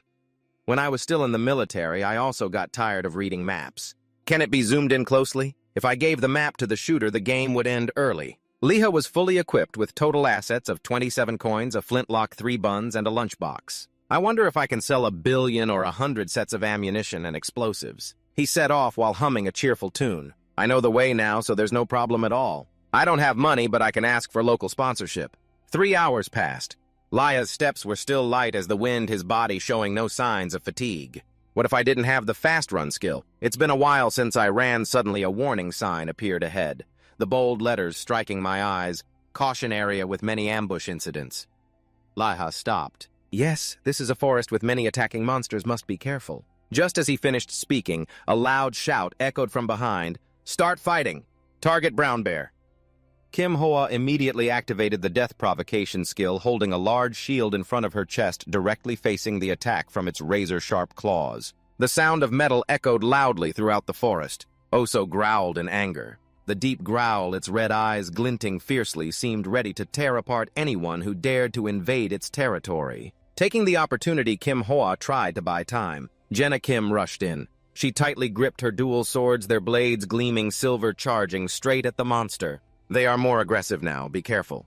The green snake is appearing. The two coordinated smoothly, maintaining a solid defense while continuously launching attacks, making the situation tense. Meanwhile, a monk stood still, hands clasped, chanting a spell. Laya crossed her arms and observed for a moment, then shook her head and turned away, thinking to herself, "So everyone has diverse professions, huh?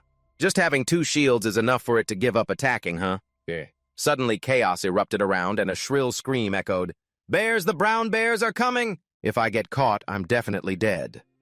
Those not involved quickly moved aside, their faces pale. "Run! Just run away! Hurry up, escape from here!" Confirm the equipped items. Kim Hoa is recruiting on the spot, gathering members for the attack team. If we can cooperate, please register quickly. A few people immediately joined the party.